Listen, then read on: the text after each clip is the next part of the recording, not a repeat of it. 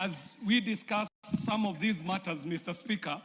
And the bigger point, declare your interest. Mr. Speaker, I am a big fan of Kawangware United from Dagoretti South constituency that plays at Reruta BP Stadium, Mr. Speaker.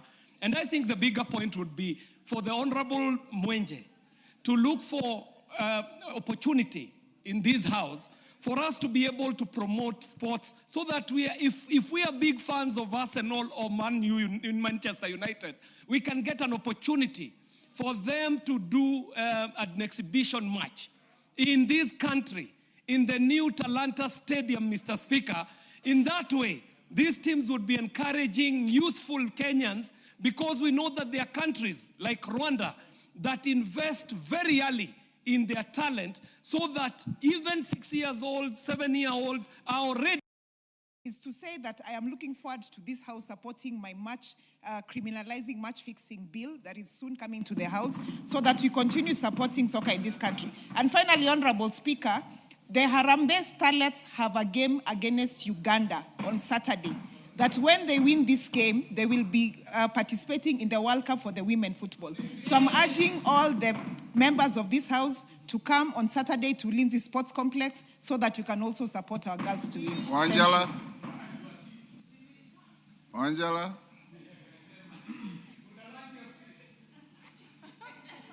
Give Wanjala the mic. Honorable Speaker, the people of Budalangi were all on the streets, Honorable Speaker. I didn't know that they were all supporting Arsenals.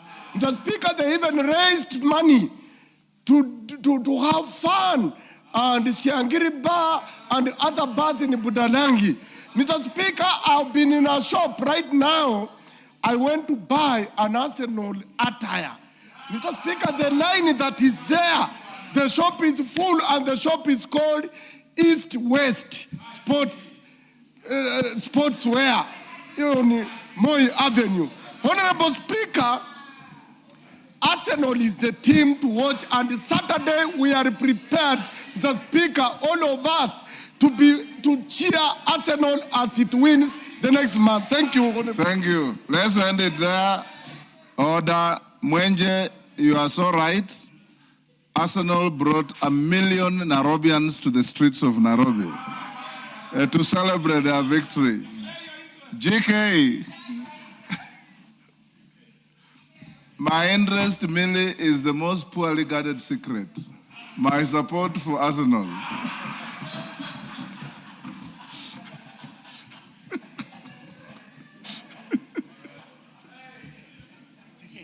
Thank you, Honorable Speaker. Honorable Speaker, I rise to move that this House do now adjourn under Standing Order 33.1 to discuss a definite matter of urgent national importance, namely the persistent increase in fuel prices and its far-reaching effects on the transport sector, cost of living, and economic productivity across the Republic of Kenya.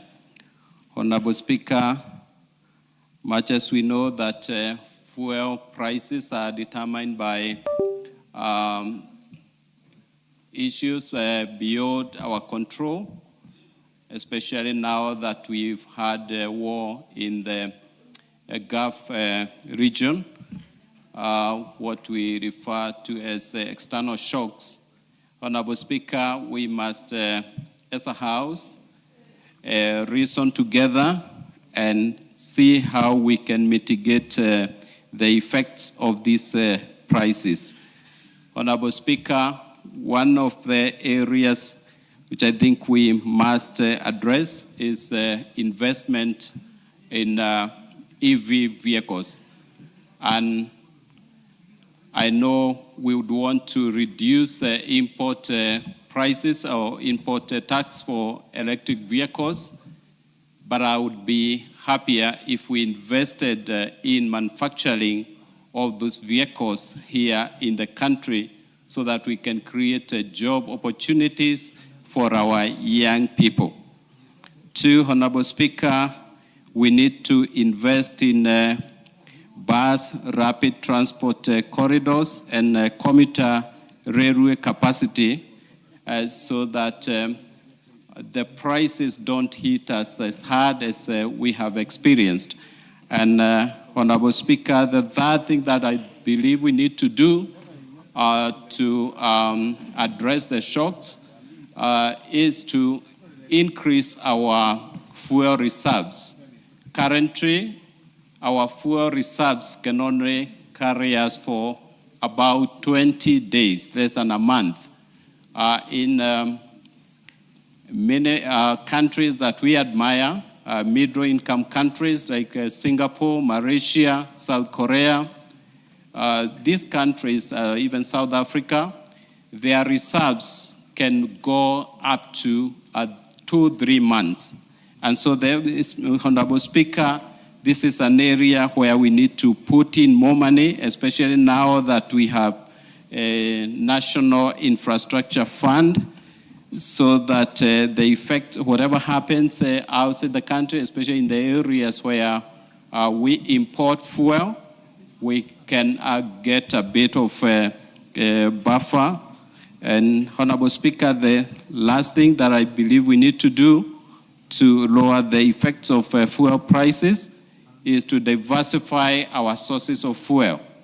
Currently, we are importing fuel from the Middle East, but countries that are not feeling the pain that we are experiencing have diversified their sources, and I believe we need to do so.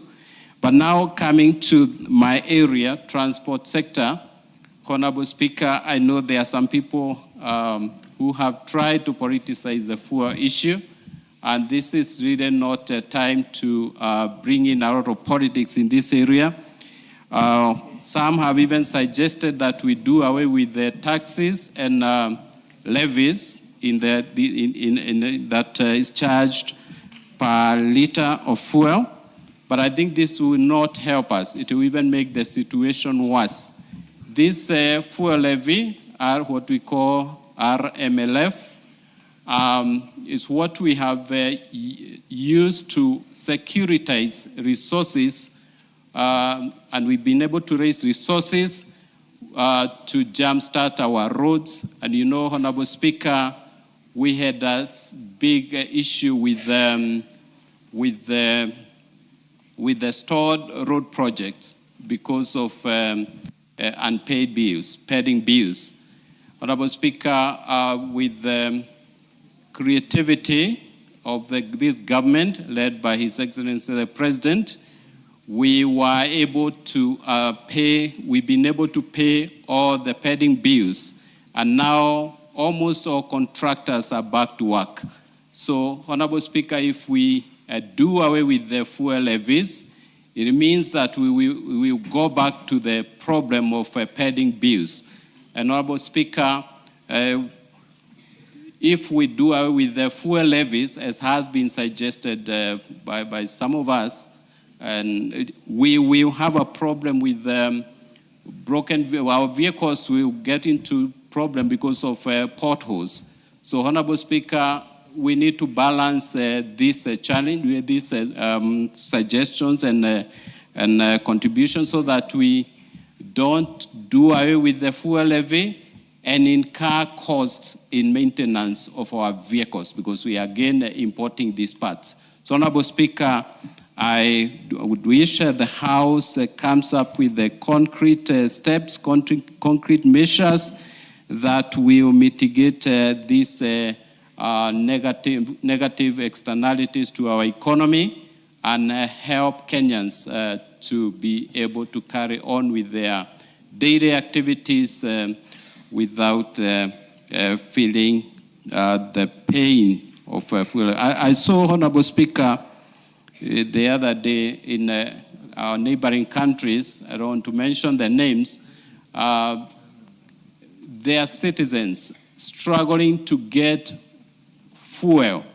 Here we're talking about prices, high prices, which is of course something that we need to work on, but there are some quotas, there are some countries that do not even have a liter of fuel. So I want to appreciate the efforts made by the government to avail fuel to our economy, because without fuel, we will have a bigger problem. Honorable Speaker, I beg to move and ask my committee member, Honorable Kibet Komingoi, to second. Thank you, Honorable Speaker.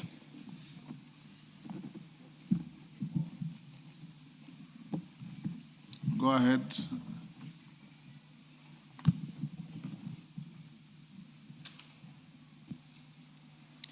Honorable Speaker, as I stand to second this motion, it is no doubt, Honorable Speaker, that there are disruptions in commodities and in fuel supply in the whole world, and in particular the sections of our continent.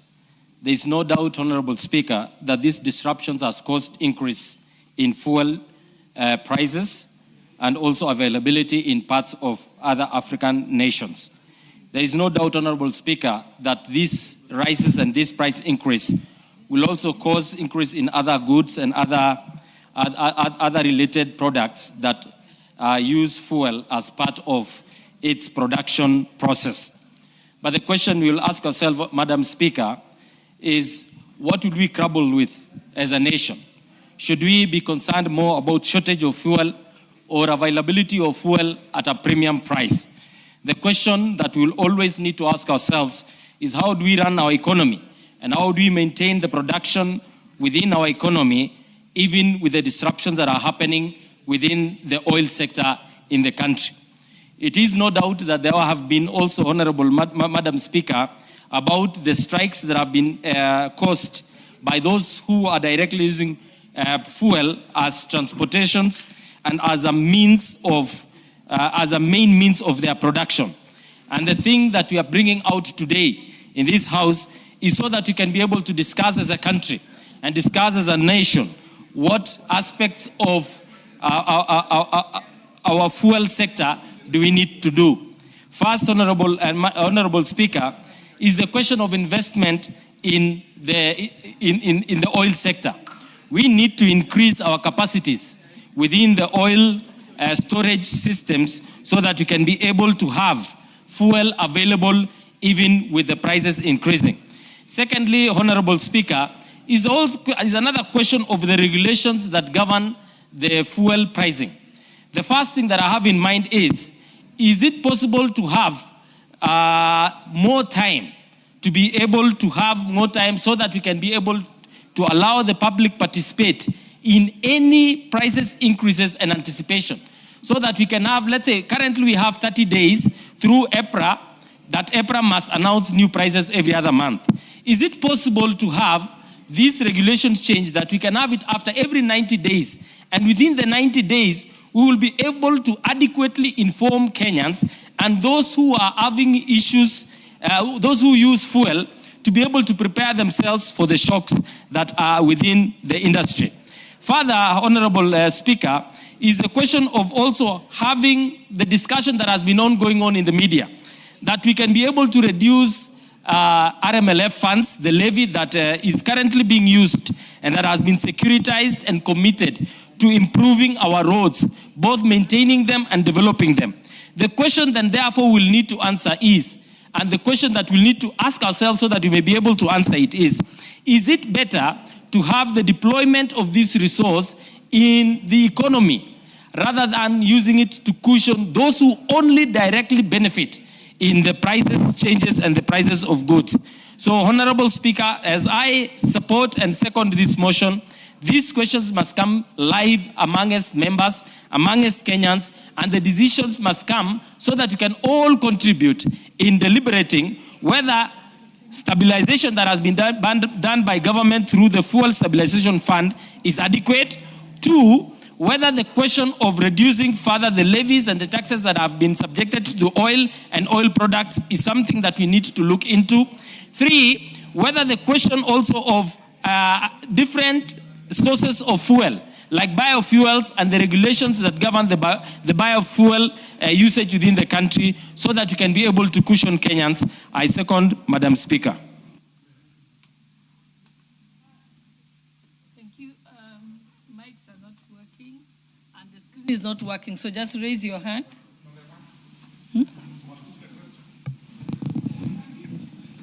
Sorry? Continue, yes.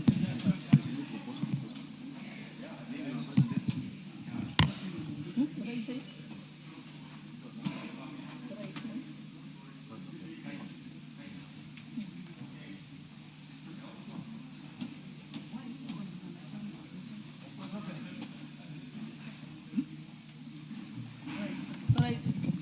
Honorable Janet? Okay. Yeah, let's get to Honorable John Murugara, then we'll come to Honorable Otiende, then we'll come to Ndindi. All right. Thank you very much, Madam Speaker. Madam Speaker, I do thank the Honorable George Kariuki, the Member of Parliament for Ndia, and the Chairperson of the Transport Committee, for this timely motion that comes on the first day of the resumption of Parliament to deal with important national matters, including what we would consider to be a crisis in the country. The fact that to ordinary Kenyans and to almost every Kenyan, the price of oil products, including petroleum and the other fuels, becomes unaffordable. It is very important that we discuss as a House, because we were sent here by our voters, the citizens of this country, 55 million Kenyans, to represent them on matters as important as this. Honorable Speaker, it goes without gainsaying that in fact the prices of petroleum products, the oil products, have actually drastically gone up. And we have various reasons that are being given which are truthful, and some of them cannot be disputed. The first one is that the war that is in the Far East between Iran and the US, and the closing of that strait where ships carrying oil do pass, has led to inflated prices of oil products, as a result of which pump prices in the country have also gone up. So whether we like it or not, we have to face this as reality. It's important I let this country know that some while ago I was in the UK and was privileged to visit the House of Commons. And the entire Wednesday, which is the Prime Minister's question time, in the morning, the questions that members were asking is how the UK can deal with increasing oil prices. So it is not just in Kenya where this is being experienced. It is countrywide. Even those countries that have the lowest prices, those prices have actually gone up. Therefore, as we debate, we cannot distance ourselves away from the rest of the country. It is reality. We must take it. We must have it. And therefore, we must explain to our citizens, to our fellow Kenyans, what exactly is the cause of the inflated high fuel prices. The second reason that is given is that in our country, we do have many, many levies and taxes that are put on oil products. And there may be evidence regarding this. It may be true, but we must also debate, because not long time ago, we have taken the time and the energy to ensure that we deal with the laws and regulations that reduce taxes on oil products. And recently, we had the reduction moving from 16% to 8% of VAT. That is a positive act for which this House should be commended. Number two, we have also made attempts to subsidize oil products so that the prices on our pumps can also come down and our citizens are able to afford those oil products. And this is what was done recently. There was a slight reduction. It may have been marginal, but the truth is there was a reduction. So as we debate today, is there anything we can do about the war in the Gulf states? We may not do anything about that. But we can do something when it comes to considering the levies and taxes that are actually put on these products. If there is any of them that we as a house can interfere with by bringing it down to lower the prices, nothing should stop this house from doing so, but bearing in mind that we need the taxes so that we are able to develop our country, and especially the taxes on oil products which go towards development of our roads. I do support this adjournment motion and urge this house to debate it soberly so that we are able to find a solution that is going to be of benefit to the people of Kenya. Very well. Honorable members, this adjournment motion has been moved as per Standing Order 33. Every member gets strictly 5 minutes, unless by the leave of the House. Honorable Karoli. Thank you very much, Honorable Speaker, for the opportunity to speak on this important matter. A very clear example, a very clear proof that Kenya is doing something wrong when it comes to managing its petroleum imports is the fact that when you look at our prices, Kenya is actually an outlier in the region. And this is so notwithstanding the fact that Kenya has several advantages that should make its oil products more affordable. We have geographical access to the sea, we have better petroleum infrastructure, we have more oil multinationals, we have better storage and pipeline infrastructure. Nonetheless, as of today, the inflation has climbed to 5.6, largely due to high cost of fuel. The economy has had to absorb about 20 billion shillings in 2 months over increased cost of fuel, and the economic growth forecast has actually been revised downwards to about 5%. And if you look at the prices, let me just give the House some comparisons. In Kenya, petrol is 214.25, diesel is 232.92. In Uganda, petrol is actually 200. While diesel is 199, equivalent of Kenya shillings. In Tanzania, petrol is 190, diesel is 189. Rwanda, petrol is 230, diesel is actually 225. And Ethiopia, I will not want to use that data because it is heavily subsidized. But if you look at the global comparison, on average, the global price of petrol per liter is about equivalent of 188 Kenya shillings, while global average for diesel is about 204 per liter. While in Kenya, as I've said, is 214 for petrol, which is 13.6% higher than the global average, and diesel at 232, which is about 17% higher than the global average. That clearly demonstrates that there's something Kenya is doing wrong. And Honorable Speaker, it is important that we understand what is wrong that we are doing. There's this animal we call G2G, which was introduced about 3 years ago for fuel imports. It lacks transparency. It has not secured competitive prices. What the experts will tell you, better market price discovery. Why? When you import oil, there's an item called premium. Premium is where the competition is. That is where the suppliers compete. Under the G2G framework, which was not fully disclosed to this House for interrogation, the premium was fixed at $110 per ton.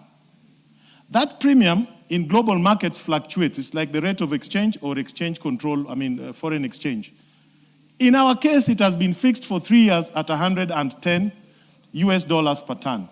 The global average for premium has been $60 per ton, meaning Kenya is paying over $50 more per ton. The regional average has been about $80 per ton, but ours has been fixed at 110.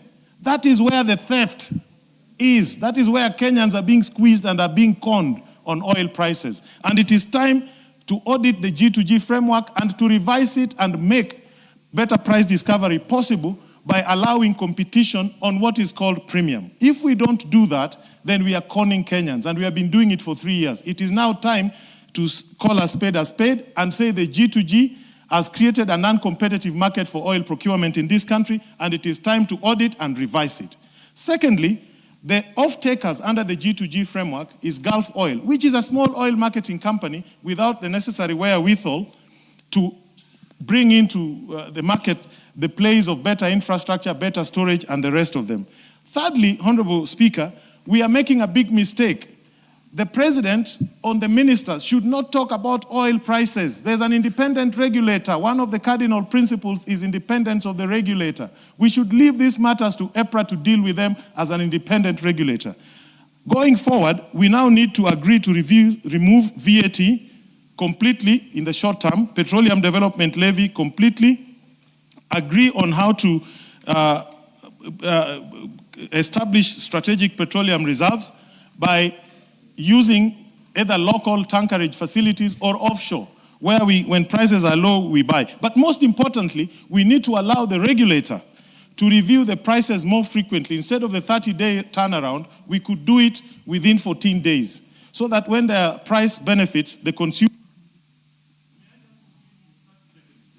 Complete. The consumers may enjoy the benefits of lower prices. And finally, Madam Speaker, and thank you for giving me the extra 30 seconds, we need to diversify our sources of supply and routes. Not just strictly Strait of Hormuz. We can get oil from around the world if we use sophisticated means of trading. Thank you, Honorable Speaker. But G2G, it is time to bring it down because it is being used to scam Kenyans on oil prices. Thank you. Very well. Member for Kiharu. Thank you very much, Honorable Speaker. Honorable Speaker, I just want to go direct to the point.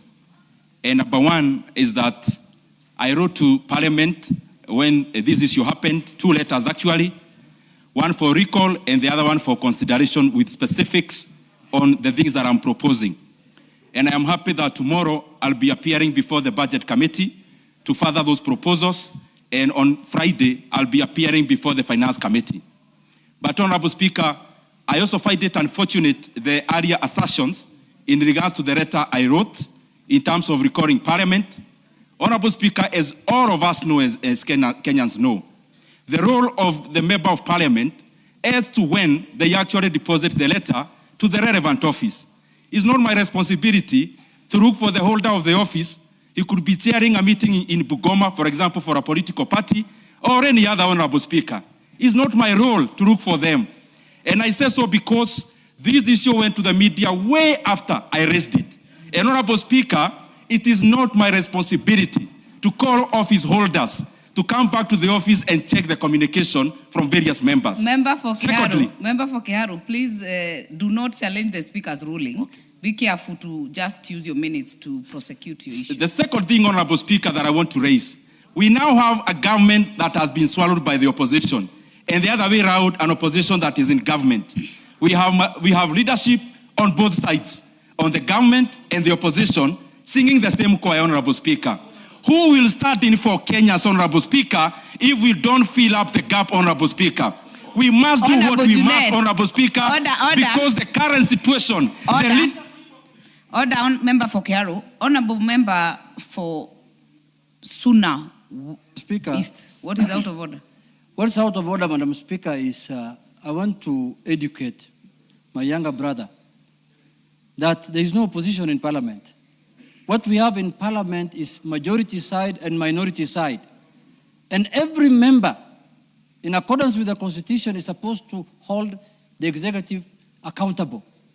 You don't expect the minority to do, you don't have to be a minority to hold the government accountable. Even the majority where you belong, that is why nowadays you are talking the way you are talking. You've made your point, so, Madam Speaker, no, let me finish. It is Madam more Speaker, the second order, it is more of a point of information, not point of order. What is out of order? The manner in which the member has spoken about how to call for a special sitting of the House. Madam Speaker, that matter is well articulated in the standing orders. That has been dealt with. Order, members. Honorable members, the Speaker already gave a ruling, and the member for Kiharu has been guided accordingly because that issue has been dealt with. Honorable Karoli, there is no one on the floor. You cannot be possibly on a point of order. Member for Kiharu. Honorable Speaker, I want to request Honorable Junet.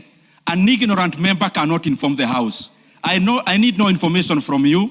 I know what I'm talking about. Honorable Speaker, the second point. Honorable members. Honorable Speaker. Can we debate in decorum, honorable members? I never asked Let for us any debate information. in decorum.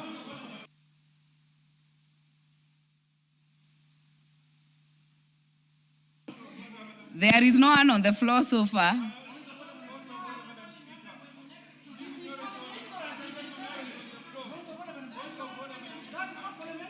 Honorable members, I'll indulge honorable member for Magarini, but honorable members, let us debate in decorum. It is important. I will give you. And you do not need to throw words to the speaker. Honorable members, I can hear you. Member for Magarini. Thank you, Madam Speaker. Madam Speaker, is the Honorable Member for Kiharu, Ndini Nyoro, in order to call an Honorable Member of this House ignorant? Is he in order to refer to a Honorable Member as you being have made your point. And Member for Kiharu, you certainly know the rules of this House.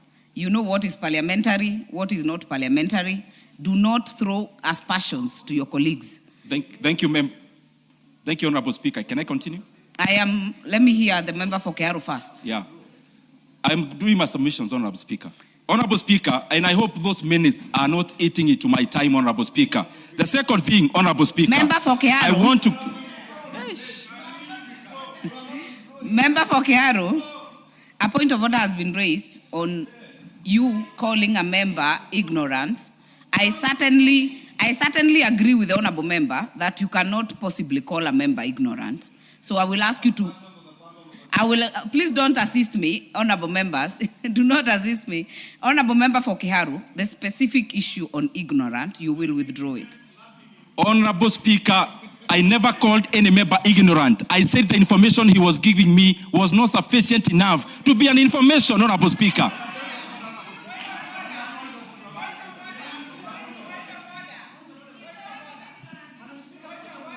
I'll give majority leader, then I'll give a minority whip. Honorable Speaker. I'll give you.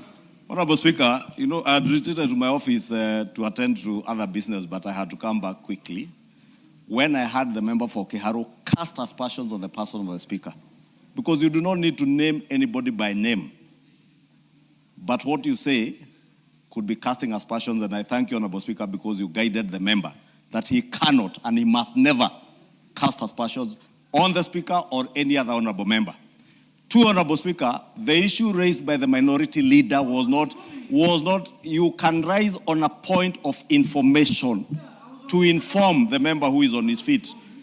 The member for Kiharu was not being informed. The leader of minority stood on a point of order and was speaking to the House. Therefore, the member for Kiharu has no choice other than to withdraw that reference, and he does not need to have mentioned a name, because if you ask for respect, you must also have the temerity to respect other people. You have made your point. And I know you are my younger brother. Listen to my advice. I'm only advising you. If you want to go far, learn to respect other people to earn your respect back. You do not.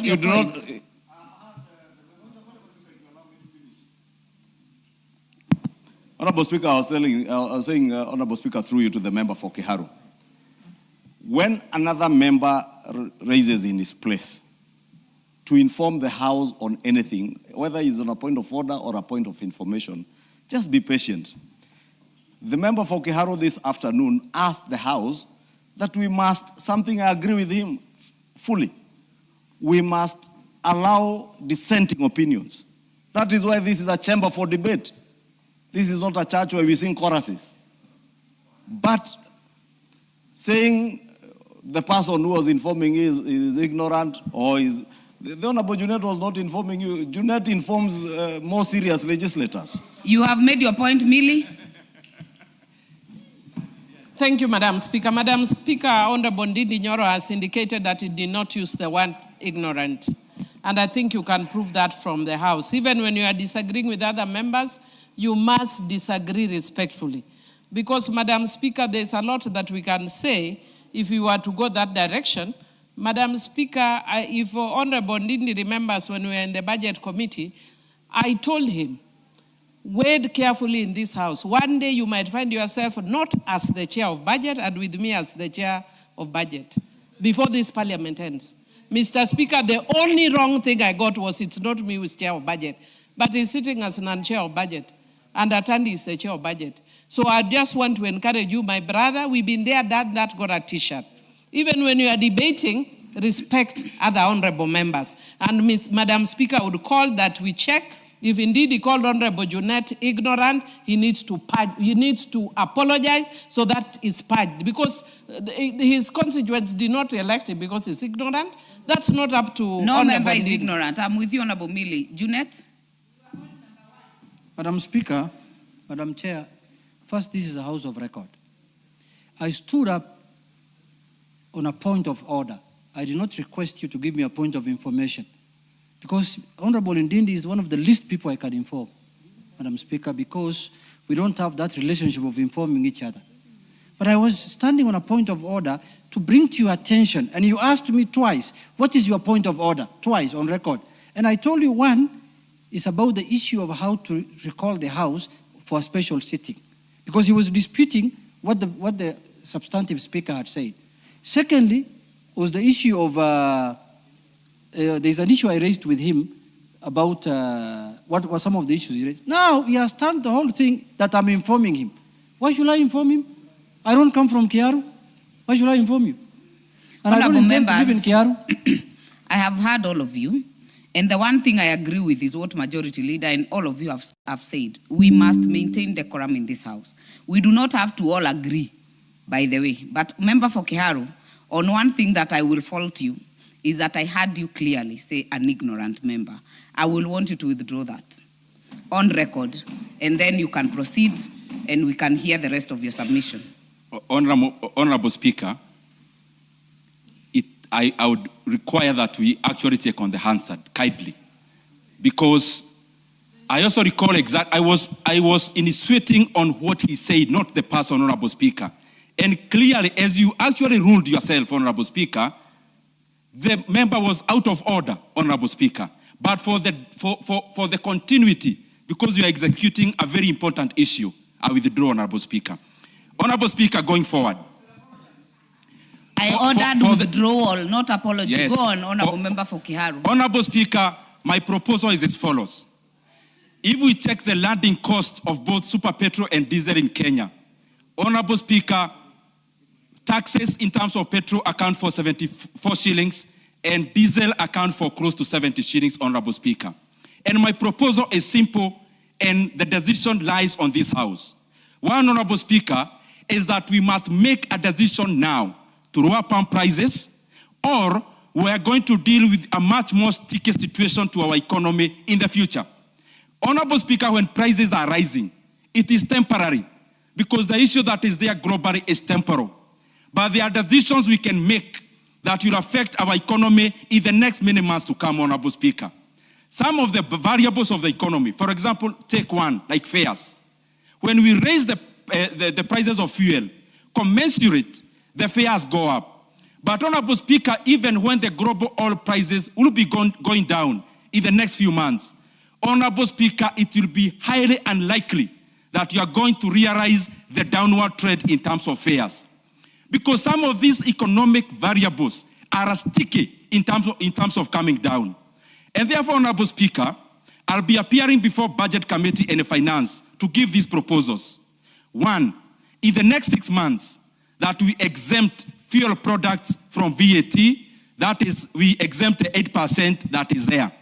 Honorable Speaker, that you bring the cost in terms of pump by 15 shillings and 17 shillings respectively in terms of diesel and petrol. Secondly, is that, Honorable Speaker, we bring down RMLF by Kenya shilling 7. Honorable Speaker, these are not all the taxes.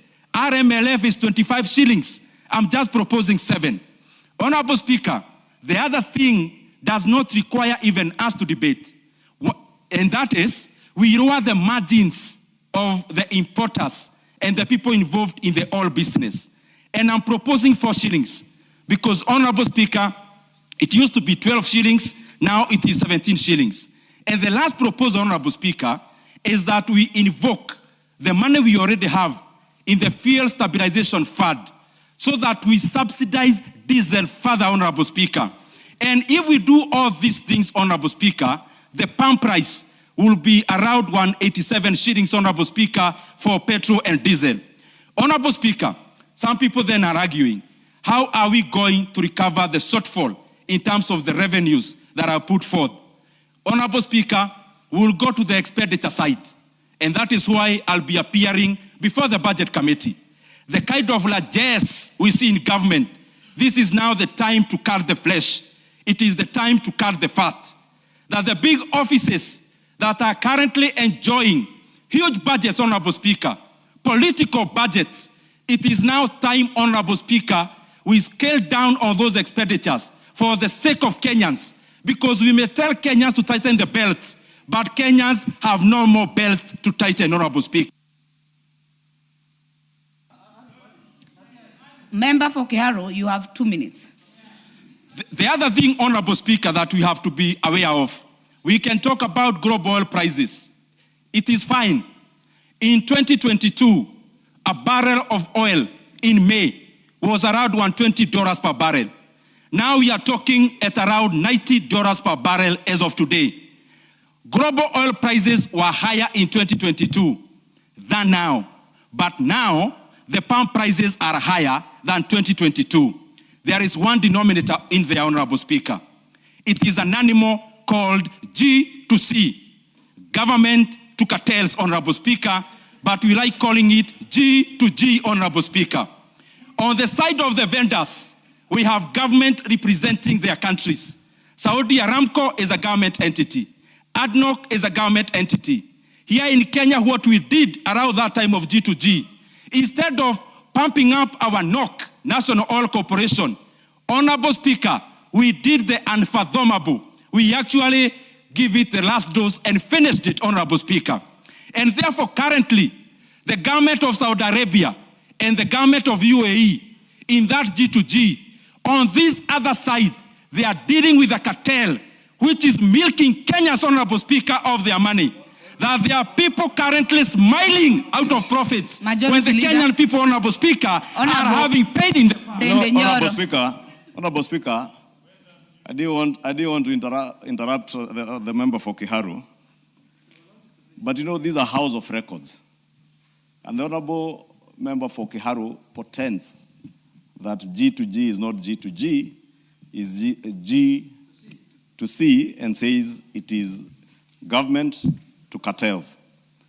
This House and the country would benefit more from the member for Kiharu if he would substantiate and inform this House who are these cartels, because he seems to know them. Number two, Honorable Speaker, the member pretends that global oil prices were high in 2022. It would also be important for him to let the country know what was the cost of freight then, and was the Strait of Hormuz open then and today? Because you just need to have a good analysis of the landed costs of fuel today. And you will see that part of what is bedeviling the global economy, not the Kenyan economy, is the cost of freight. The same way, even airlines today are having to detour, take longer routes, and take a hit on their profits. You've made and your some point. parking their vehicles. Majority Leader. Their equipment. You've made your point. Let Honorable Member for Kiharu respond and finish. Honorable Speaker, in response, just to make it very clear to all of us, the fuel from Saudi Arabia does not pass through the Strait of Hormuz. So let us not keep on misinforming Kenyans in looking for short solutions, Honorable Speaker. Lastly, I beseech you, my brothers and sisters, today, we have many times stood in terms of where we are politically. There is now a test before us, and I call upon all of us, let us stand on the side of Kenyans for once, Honorable Speaker. There is something this House can do in terms of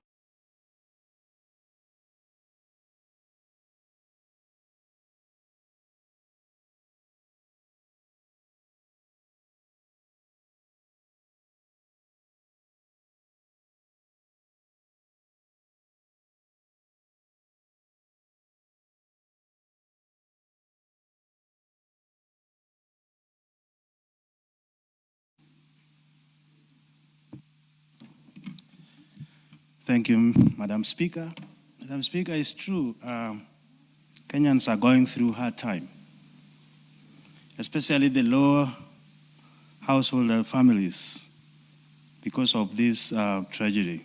It's also true that we should be aware that we are in a global village. That anything that happens in this part of the global village will affect us. The arrangement of our oil import, which is also true that we import all refined petroleum products to this country. And they tend to pass through this Strait of Hormuz, which is never straight again because of the conflict in the Middle East. Madam Speaker, that small passage measuring 30 to 39 kilometers handles 1 million barrels of oil a day. And that is the source of our problem. Now, I would just encourage all of us, when there is crisis in the country, our citizens, the common wananchi, looks upon us how we can solve them. And what seems to be missing today, Madam Speaker, is communication. That's why I'm proud of CS John Mbadi, what he was doing at Jivanji Garden today. Letting people ask questions as responding to them so that they can understand what is going on. We had it in COVID-19, and we passed through that, and many crises will come, and the people of Kenya will depend on us in order to intervene in one way or the other. The effort of the government, which they have done so far, is okay, but we need to do more. How do we do more if we don't support what the government is doing? And if we branch to politicizing the interventions, then we make it even worse. The lowering of taxes, yes. Subsidies, yes. But I think the long term, which we should always be aspiring to do, is to have alternative energy source, the solar and all this, the wind, so that when crisis hit like that, does not paralyze the operation of the country. Madam Speaker, in closing, I want to urge my fellow parliamentarians on what we have just gone through here, talking about decorums and how we shout to each other. And it's not auguring well. We are honorable members, and I feel if there's a message or an opinion to be conveyed, we have to do it with decorum.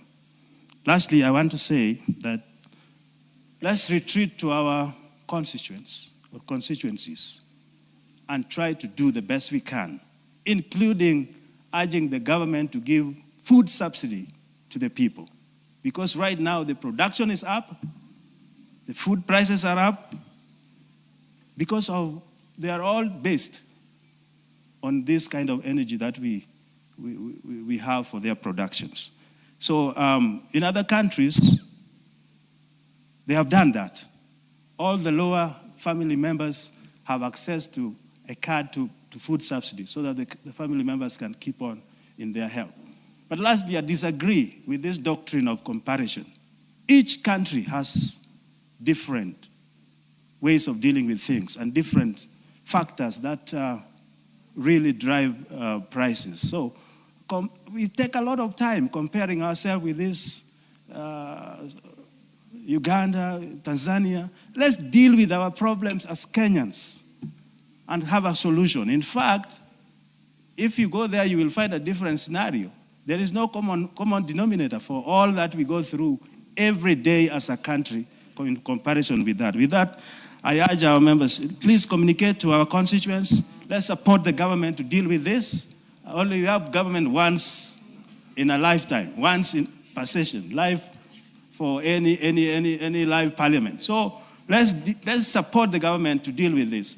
Let's give ideas, as I have heard from other members here, so that we can have an amicable solution to what is going on. Politics will not solve this problem. Thank you, Madam Speaker.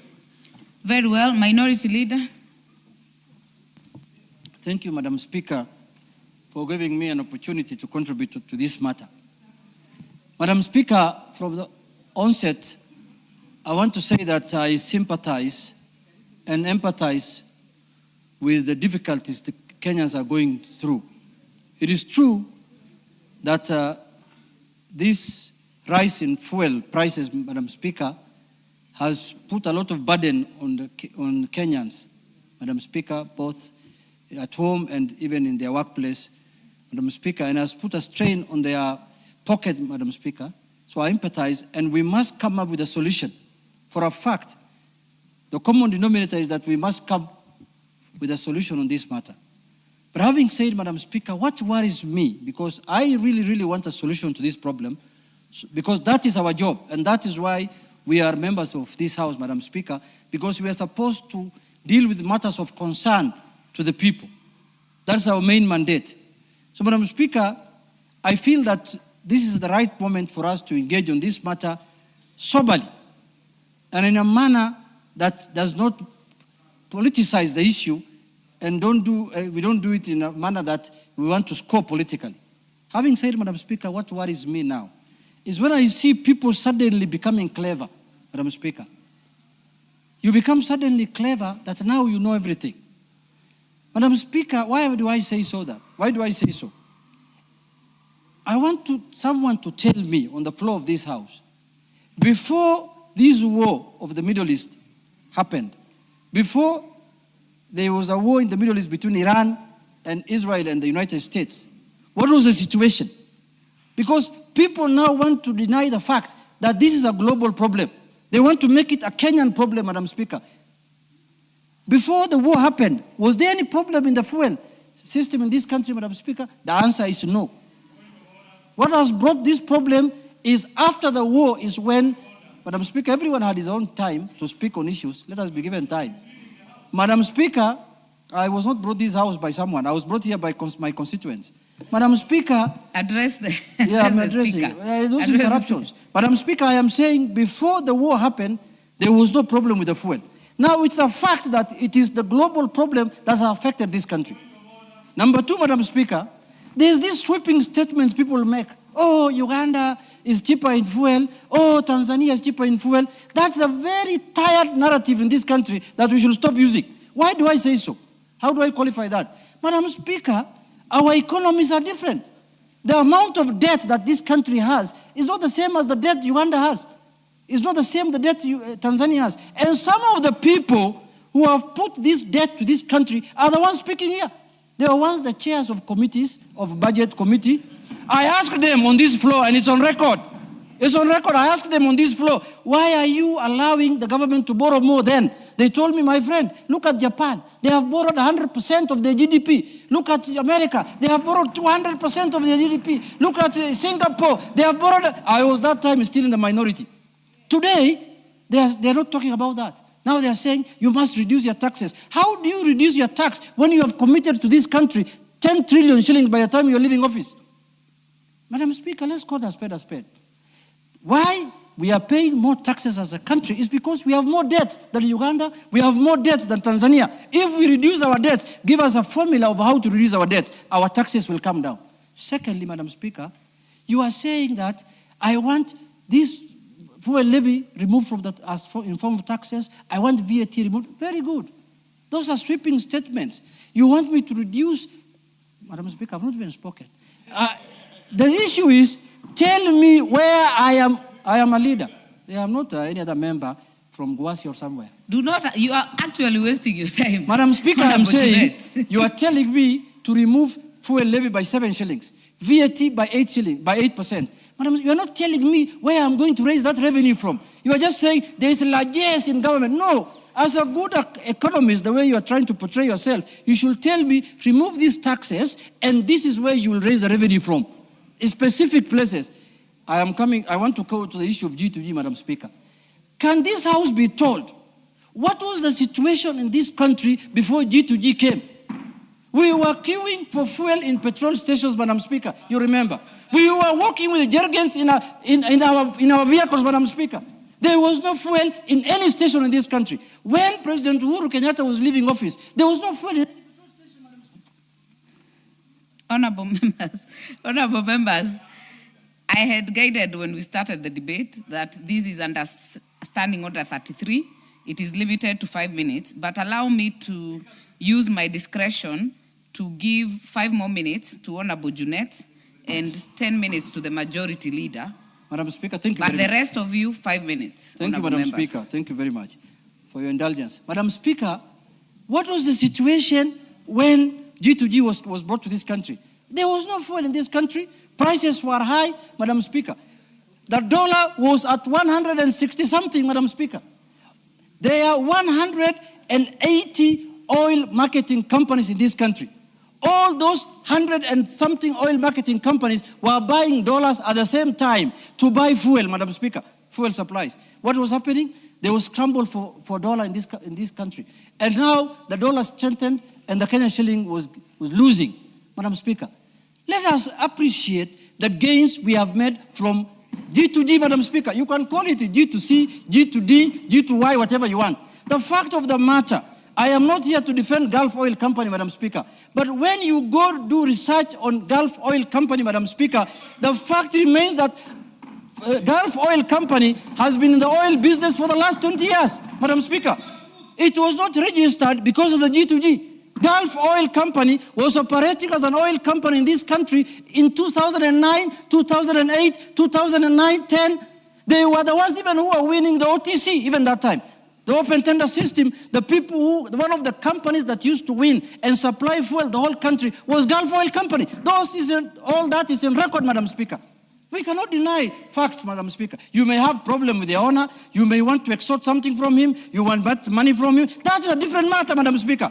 But the fact that will remain is that Gulf Oil Company has been an oil marketer in this country for the last 20 years. It has been there during Kibaki's time. It has been there during Uhuru's time. And it will be there during Ruto's time. And it will be there when I become president, God willing, which I'm foreseeing in the near future. Madam Speaker, I want to say this. Let us not politicize things just because we want to incite Kenyans. It is true Kenyans are suffering. I acknowledge that we have to do something to alleviate that suffering from Kenyans. But let's do it in a honest manner. Let's not do it in a way that you think you can score politically. You want to portray the broad-based government in black because you think you can win an election. This could be a temporary issue. I don't know what you're going to say in 2 months' time when this war ends and prices come down. If you are telling me it is because of the premium, the way some prophets here are talking about it, why was it cheaper than before the war? It is what the majority leader is saying. What has gone up is the freight, Madam Speaker. That is what is making the oil expensive today because insurances, freight have gone up because of the war. Somebody is telling me that the oil of Kenya does not pass through the port of the Strait of Hormuz. When have you become an escort of a ship coming to Kenya? That you know now it doesn't pass Hormuz, it passes Hormuz, it passes I don't know which country. My friends, the fact of the matter is we are not an oil producing company. Neither even do we have a refinery like Nigeria. We buy from international market. And even today, people who don't watch international news also, who don't watch what is happening globally, have a problem. Even there is a problem of fuel in the United States of America that is producing fuel. Let us not lie to Kenyans. Let us not incite them. Let us come with a solution that can help them. Madam Speaker, one of the solutions I want to propose, I don't want to be, general like my colleagues. This transport industry that has been affected heavily by the fuel prices, Madam Speaker, majority of them have loans that they pay. They have borrowed from banks. Just like the COVID time, we need to speak to the financial, companies, the banks, to freeze their interest for the time being, to freeze their loans, so that there is nothing to rely here. I'm not a conman like you, Bana. You are Bana. Keep quiet, Bana. I don't want to engage you. Honorable Junet, focus. Madam Speaker, it is high time we allow the matatus. And I have come to realize Kenyans need to diversify even in these matatu things. Because there are people who have used it politically of late, I can see.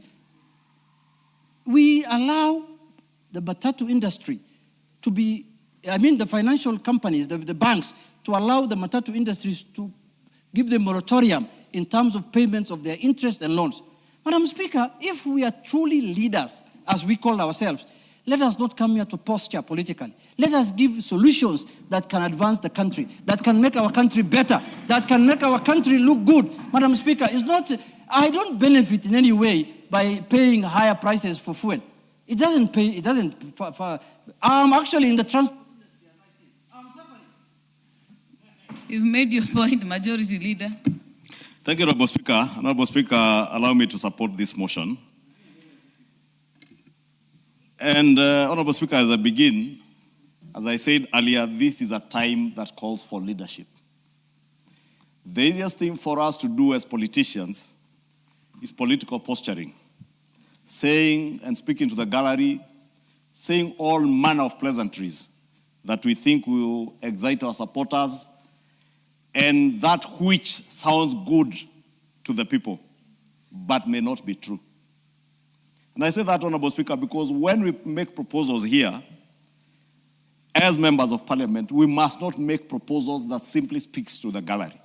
And that is what I see with some of our colleagues, Honorable Speaker. Honorable Speaker, this is the House that is charged with the responsibility of making budgets. And we all know, including those of us like myself, who have had the privilege to serve as chairman of the Budget and Appropriations Committee, and I speak this from a point of authority, Speaker, because I served for 2 years, almost 2 years, before I was fired, as the chair of the Budget and Appropriations Committee. Honorable Speaker, you remember then the Honorable Junaid saying that even as we fire Honorable Jongwa, he was the best chair of the Budget and Appropriations Committee. And my record still speaks for itself, Honorable Speaker. And never a time when I served as chair of the Budget and Appropriations Committee, after I was removed, unfairly so, Honorable Speaker, there is not a single moment I stood on the floor of this House to speak against matters that I had prosecuted as a chair of the Budget and Appropriations Committee. Never. And I will never do that, because I make conscious decisions as a leader. I don't make decisions to excite and please people out there to praise you as the greatest of all times. You may think you are the greatest of all times as you move around with lecture notes, only to come and realize it ends up in premium tiers when the people discover you are lying to them. Because when you tell us that we can reduce VAT, we can do away with VAT, you know, as a member of this House, that whatever you give, something else must give in. It will translate either to reduced capitation for our secondary school and primary school students. It will translate to either lower funding for our university students. It will translate to lower budgetary allocations for our healthcare workers and our healthcare system. It will translate to a slowdown of our economy, Honorable Speaker. Therefore, even as we make proposals, Honorable Speaker, I want to identify myself with some of the proposals that have been made by the Honorable Junaid, that it is possible, and I liked what the governor for Nairobi said in the press conference last week, that it is possible to plead, because these are not normal times. During the COVID pandemic, our financial services sector came up and rose to the occasion and extended moratoriums on loans to people who are affected by the COVID pandemic. This is such a time. There is no other sector in this country that is making more money in terms of profits than the financial services sector, and I'm speaking to banks and the bank owners. If you are able to extend moratoriums on interest and penalties for late payment of loans to those in the hospitality sector who are confronted with the pandemic in 2019-2020, it is possible today for our banking sector to extend the same moratorium to our transport sector players. And I'm not talking about matatus alone and buses. I'm talking about truck owners and truck drivers who transport goods, including the food we eat in Nairobi and other urban areas from our rural areas. They need a reprieve. Many of these people, we must empathize with them because they have taken up loans to buy the assets that they are using, and we must ask and urge the financial services sector, our banks, to extend a moratorium on interest like they did during the COVID pandemic, because this is wartime. And wartime economies cannot operate the same way as peacetime economies operate. I've had a member here pretend, oh, global oil prices per barrel were lower in 2022 than they are today. True. But be honest as a leader. Tell the people that what you tell them, that Saudi oil never goes through the Strait of Hormuz, is a plain lie. In Saudi, to the east, take their oil, most of them, almost 80 to 90% of the oil fields in Saudi take their crude oil through the Strait of Hormuz. Number two, be honest. Tell the Kenyan people it is true, cost per barrel in 2022 was lower. But what is affecting us as a country is that we do not have an oil refinery. We killed Changamwe Oil Refinery in the earlier years, before this administration, in the Kibaki days. But today, Honorable Speaker, we import not crude oil. So if crude oil per barrel is cheaper, ask yourself, where do you refine your oil? If you are refining your oil, for instance, in Bahrain, the oil refinery in Bahrain was bombed. What does that do to the cost of the refined fuel that we import, because we import refined fuel into this country? Therefore, Honorable Speaker, what should this motion be doing? This motion is not an opportunity for people to come and posture here, wannabe opposition leaders, like those who are attempting to interrupt me now. Honorable Speaker, they have not the merit to listen to the truth, because the truth stands firm, Honorable Order, Speaker. Majority Leader. Honorable Speaker, there is nothing that I've said that is out of order. Honorable Karoli, Yes, what Honorable is out Speaker, of order? I don't think the Honorable Member is not in order to mislead not just the House, but the nation. What is out of order? His explanation that the closure of the Kenya petroleum refineries has led to increase in the cost of fuel in Kenya. It is the opposite.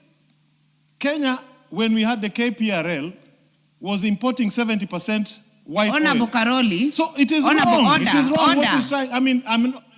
I am trying to also listen to you. I had you debate and you gave your point of view. Allow the Honorable Member to also debate, unless something is totally out of order. Thank you, Honorable Speaker, for the protection, because the member is on debate and he had his time. If he can just have the temerity and the patience to listen to me, educate him a bit, just a bit.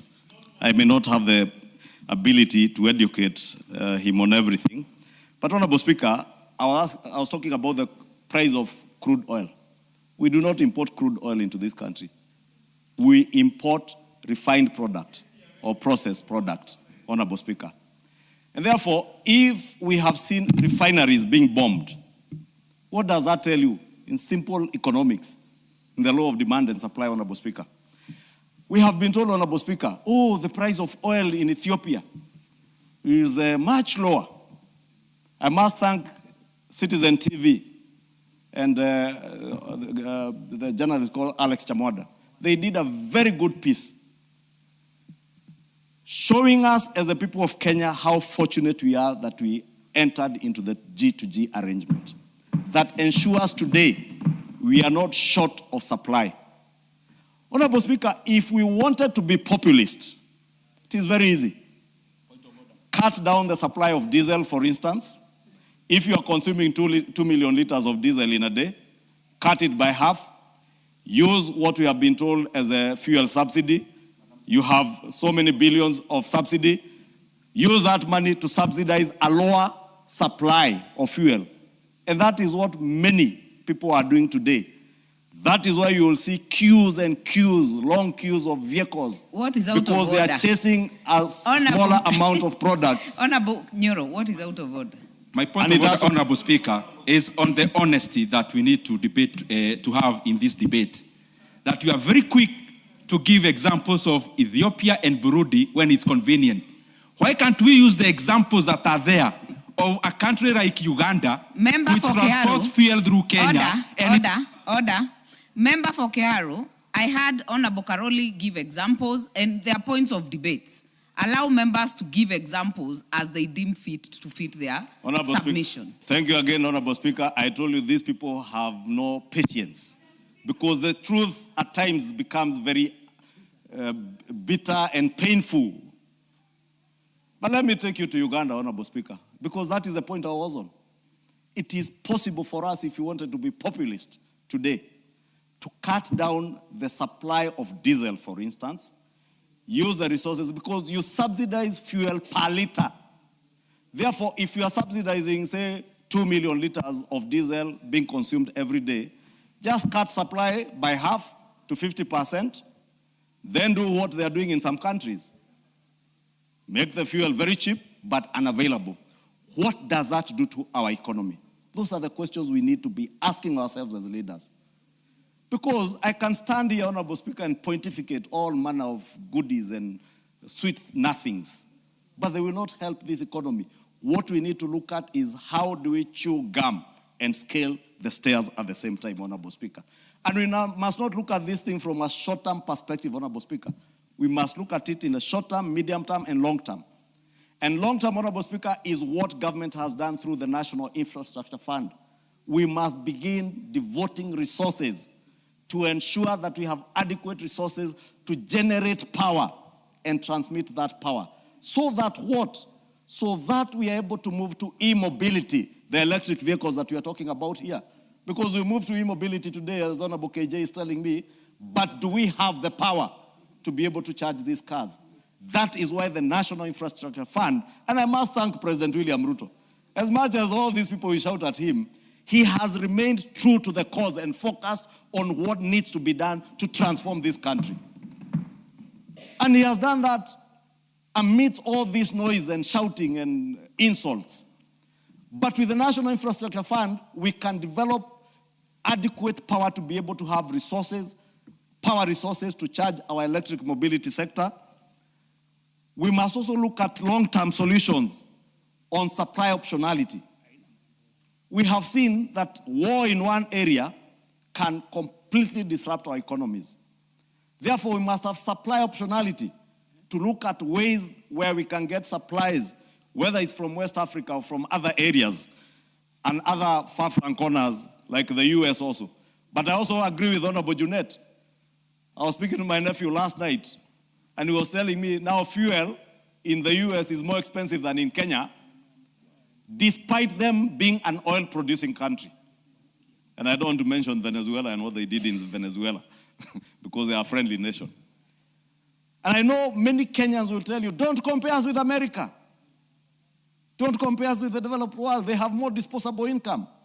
That is why, as responsible leaders, we must protect your disposable income from further degradation if we allow your economy to go down, while we to follow some of these populist things you are being told here.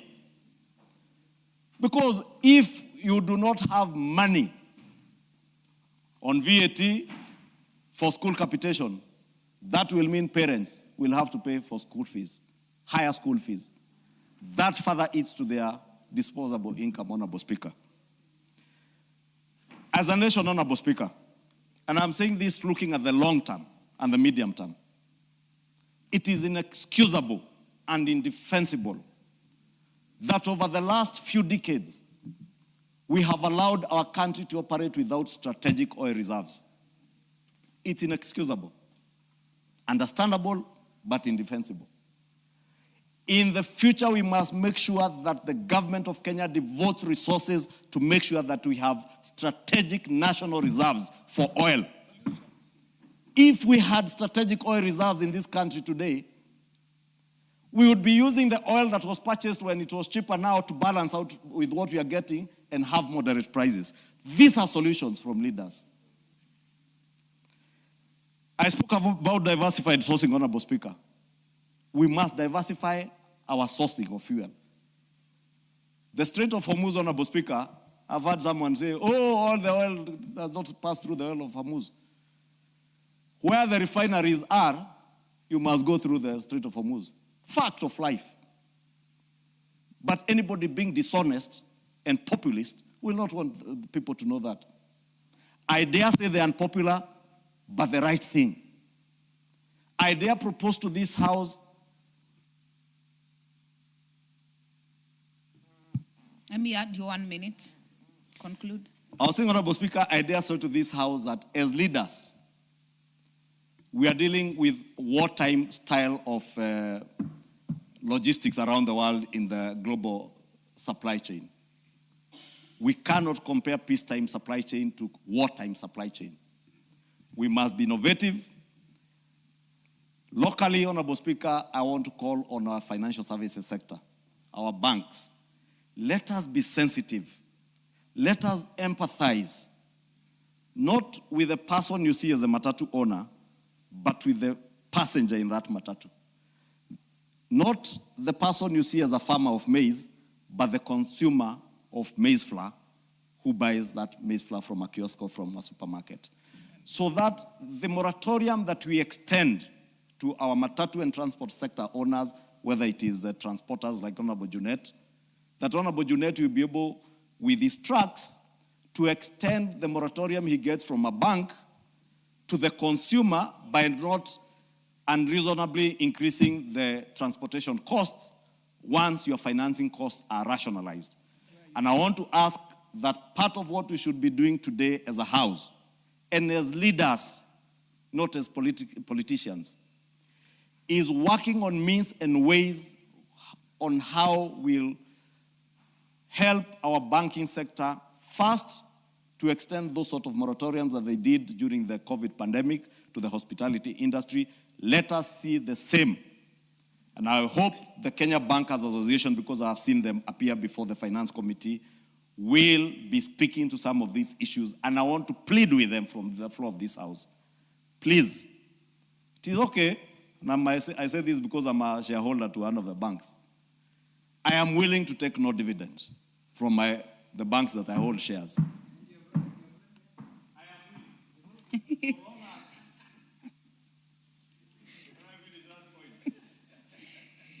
Honorable Member for Kikuyu, I am told by the minority whip that your girls from Alliance are waiting for you back here.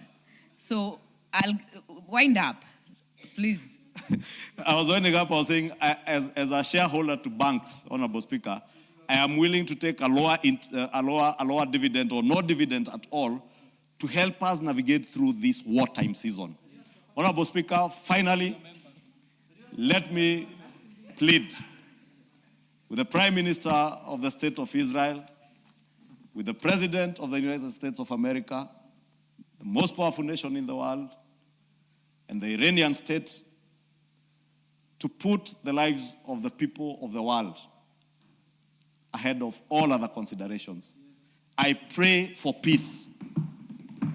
I pray for the reopening of the Strait of Hormuz as much as I pray for our local politicians to see beyond this season, to see to it that life or the lives of Kenyans is more important than their political posturing, Honorable Speaker. Very well. Thank you, Honorable Speaker, and I pray, Honorable Speaker, that as we move to the finance bill, we will see the bank owners and the Kenya Bankers Association bring in proposals on how we can help them to be able to extend some of these moratoriums to the people. And in closing, Honorable Speaker, to the government and the people of Kenya, the leaders of the people of Kenya, through the National Infrastructure Fund, let us start thinking about alternative public transportation. Let us start thinking about not just e-mobility, light rail, trams, because a railway line or a rail infrastructure will take in more passengers cheaper. Your time is and up. And the rail, Honorable Speaker. Your time is up. The next one will go to the member for Malava. It's been, your card has been malfunctioning. Honorable Ndakwa. Thank you, Madam Speaker. I rise to contribute to this important debate on the soaring of prices of fuel in our country. Mr. Speaker, the situation continues to hurt ordinary Kenyans, and especially the poor and the vulnerable members of our society. Mr. Speaker, looking at the prices on the pump, the fuel is not just a commodity. It directly affects transport, food, electricity, even the fees we pay for our kids, and almost, Mr. Speaker, sir, every basic necessity of our society. Member for Malava, definitely not, sir. The Speaker is definitely not, sir. Madam Speaker. Unless you're seeing what I'm not seeing.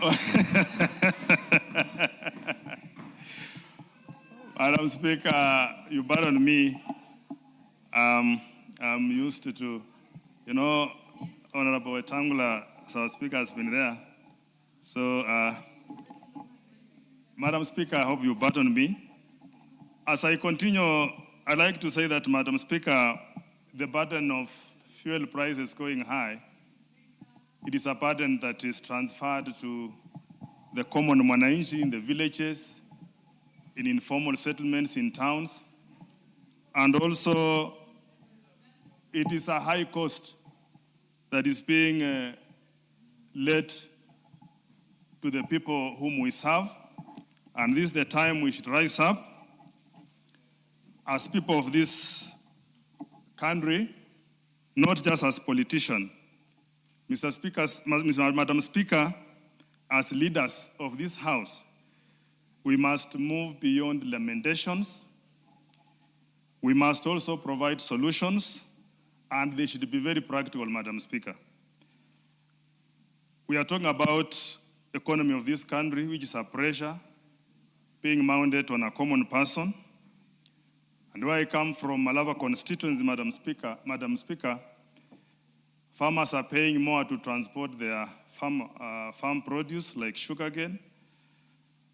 They are suffering in doing their daily businesses, and they're also spending more in the operations, in the families. And it is about basic household needs. Madam Speaker, this ripple is devastating, and it is mainly transferred to the low earners. As a solution, Madam Speaker, looking at what we must measure as a House to put everything at rest and making it a continued measure to cushion Kenyans, the government should strengthen and properly utilize the fuel standardization, which stabilizes the fund to protect consumers. And this is mainly looking at the certain global risks, whereby when the calf sneezes, we as Kenyans here, we shiver, and when the Americans or USA loses its diplomacy, we are affected. Madam Speaker, such a funds should be put to correct use during these difficult times, and should not be left to be dormant at all times. Madam Speaker, we should also invest in more affordable and reliable public transport systems, because over-dependence on private transport, it is a burden to workers and traders. Madam Speaker, as a solution to Kenyans who are suffering more, this House should support policies that encourage local production. Madam Speaker, we should have renewable energy, and also, where Mheshimiwa majority said, we should have renewable alternative energy sources, where we have strategic natural reserves that will give us a long-term solution. And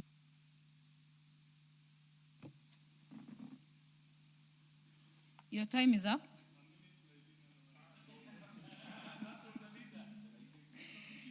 I had already given direction, Honorable Member. Let us utilize 5 minutes so that all of you get to speak. Honorable Member for Magarini. Asante Mheshimiwa Spika kwa kunipatia nafasi hii nikaweze kuchangia mswada huu. Naunga mkono na kwamba ni hakika Wakenya wanahangaika. Lakini pamoja na kwamba hakika Wakenya wanahangaika, haijatupa nafasi sisi tukiwa viongozi kwamba tukaweze kutumia wakati huu kufanya siasa. Ni rahisi siasa ya kupinga, ni rahisi siasa ya kubomoa kuliko ya kujenga. Ninavyofahamu ni kwamba kuna kila jitihada inayofanywa ili kuona kwamba bei ya mafuta imepungua, ili kila mmoja akaweze kufurahia. Lakini si kweli kwamba tutoke hapo na badala ya kuwaambia Wakenya ukweli, tuende tukawahadae, kwa sababu neno la uongo ni tamu kuliko ukweli.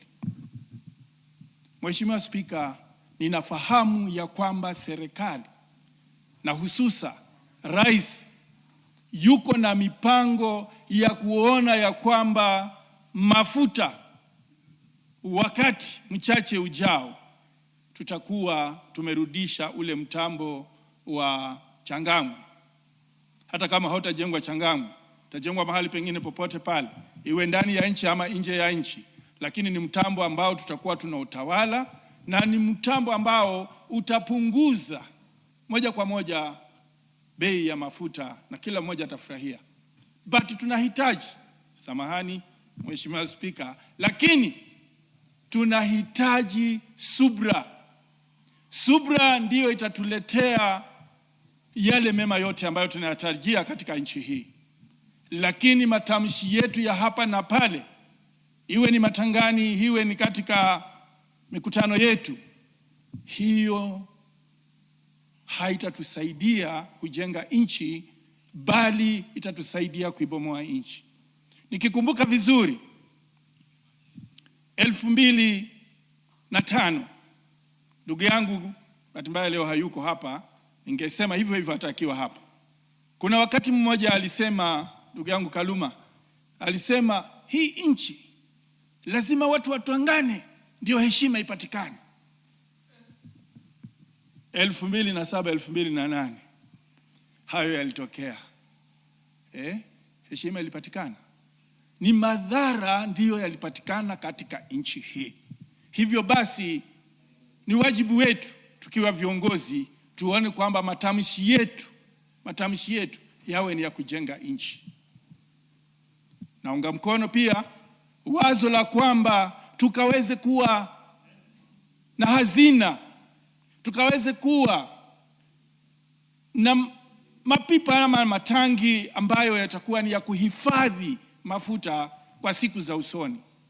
Hiyo itaweza kutusaidia, lakini tusijilinganishe na nchi jirani, kwa sababu ukora wanaofanya kwa mafuta yao ya kupunguza bei ya mafuta, sisi tukitumia gari zetu zitaharibika.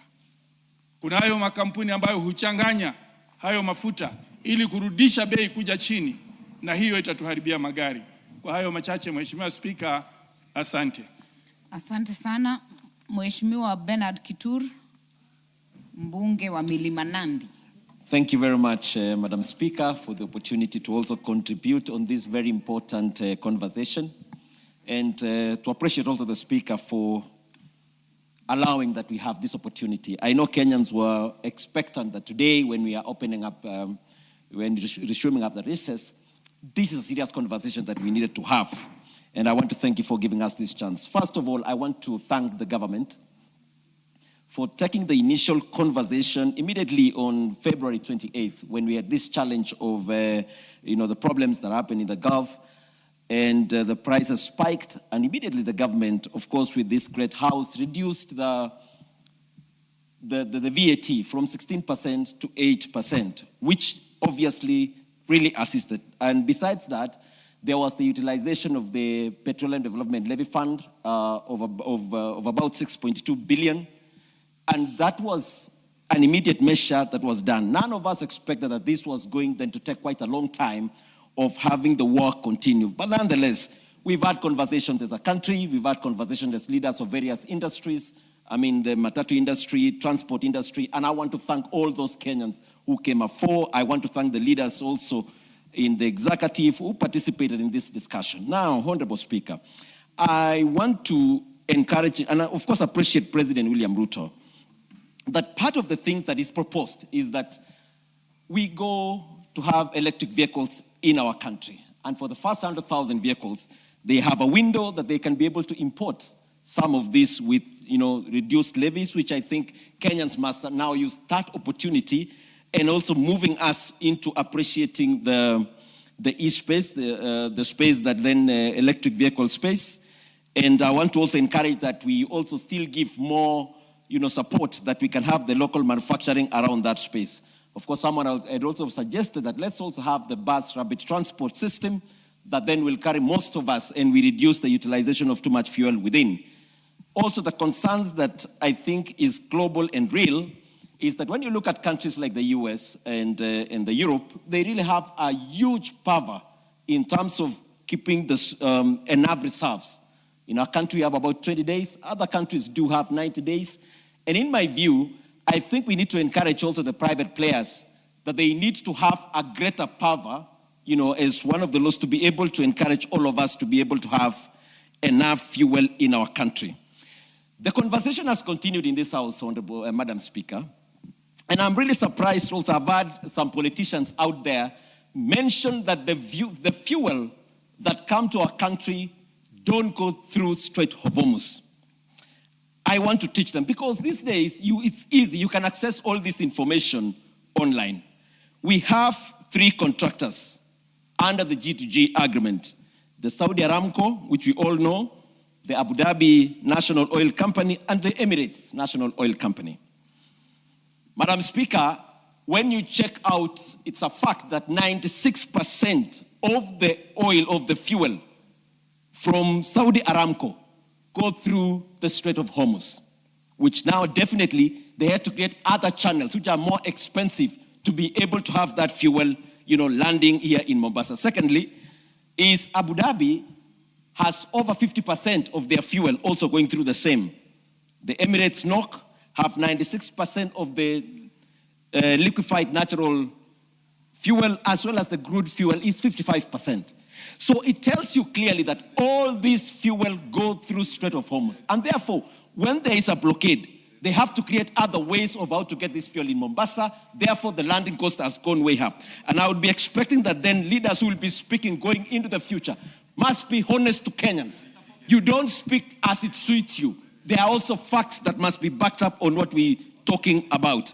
Finally, I want to encourage the creation of a refinery, whether we bring in the various countries around here regionally or within Kenya, so that we be processing the crude oil, which then will be a bit cheaper here, and also look at the available places that we can be able to get oil within our country, so that then we can be able to reduce the cost of fuel. But generally, I want to appreciate the initiatives the government has been able to take so that we have fuel in our country that is affordable, and encourage also Kenyans that let's use all the other things that we are, the means that we are able to use that would reduce the utilization of oil or the costly fuel in our country. Thank you, Honorable Speaker. Very well. Honorable KJ.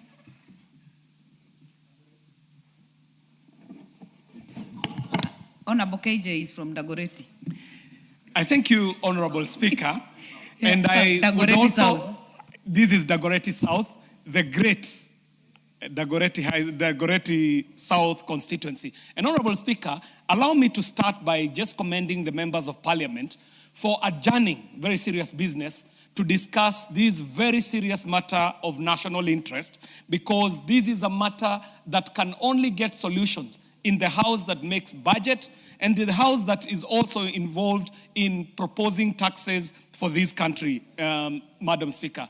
And as we approach this debate, Madam Speaker, my first plea would be for us as members of Parliament to be true to the mantra that calls us to the wisdom that he who comes to equity must come to equity with clean hands. In the sense that, Madam Speaker, that we as the House, is that we are the ones who are responsible for the taxes that Kenyans are faced with. We are the ones responsible even for the prices, informed by the decisions that we debate in this House as we make our budget, and no less people like even my very good friend from my alma mater, the Honorable Ndende Nyoro, who he himself served as a member and a chairperson of the budget committee at a time when some of the issues that we are debating today were coming to place, Madam Speaker, informing this House, Madam Speaker, and reminding ourselves that even some of the issues that speak to the cost of fuel, up to and including the RMLF, were considered and passed in his time as the chairperson of the budget committee, Madam Speaker. And Madam Speaker, this speaks to the honesty that we must have as members of this House. Honorable Ndende Nyoro, what is out of order? I would never have wanted to interrupt Honorable KJ, but he mentioned my name adversely. And Honorable KJ has been in this parliament now going to 10 years. I think he knows better that the rules around taxation, RMLF, VAT, and no others are not the domain of the budget committee. Please, Honorable KJ, take time to read the standing orders, orient yourself, and I hope you can become a better member of parliament.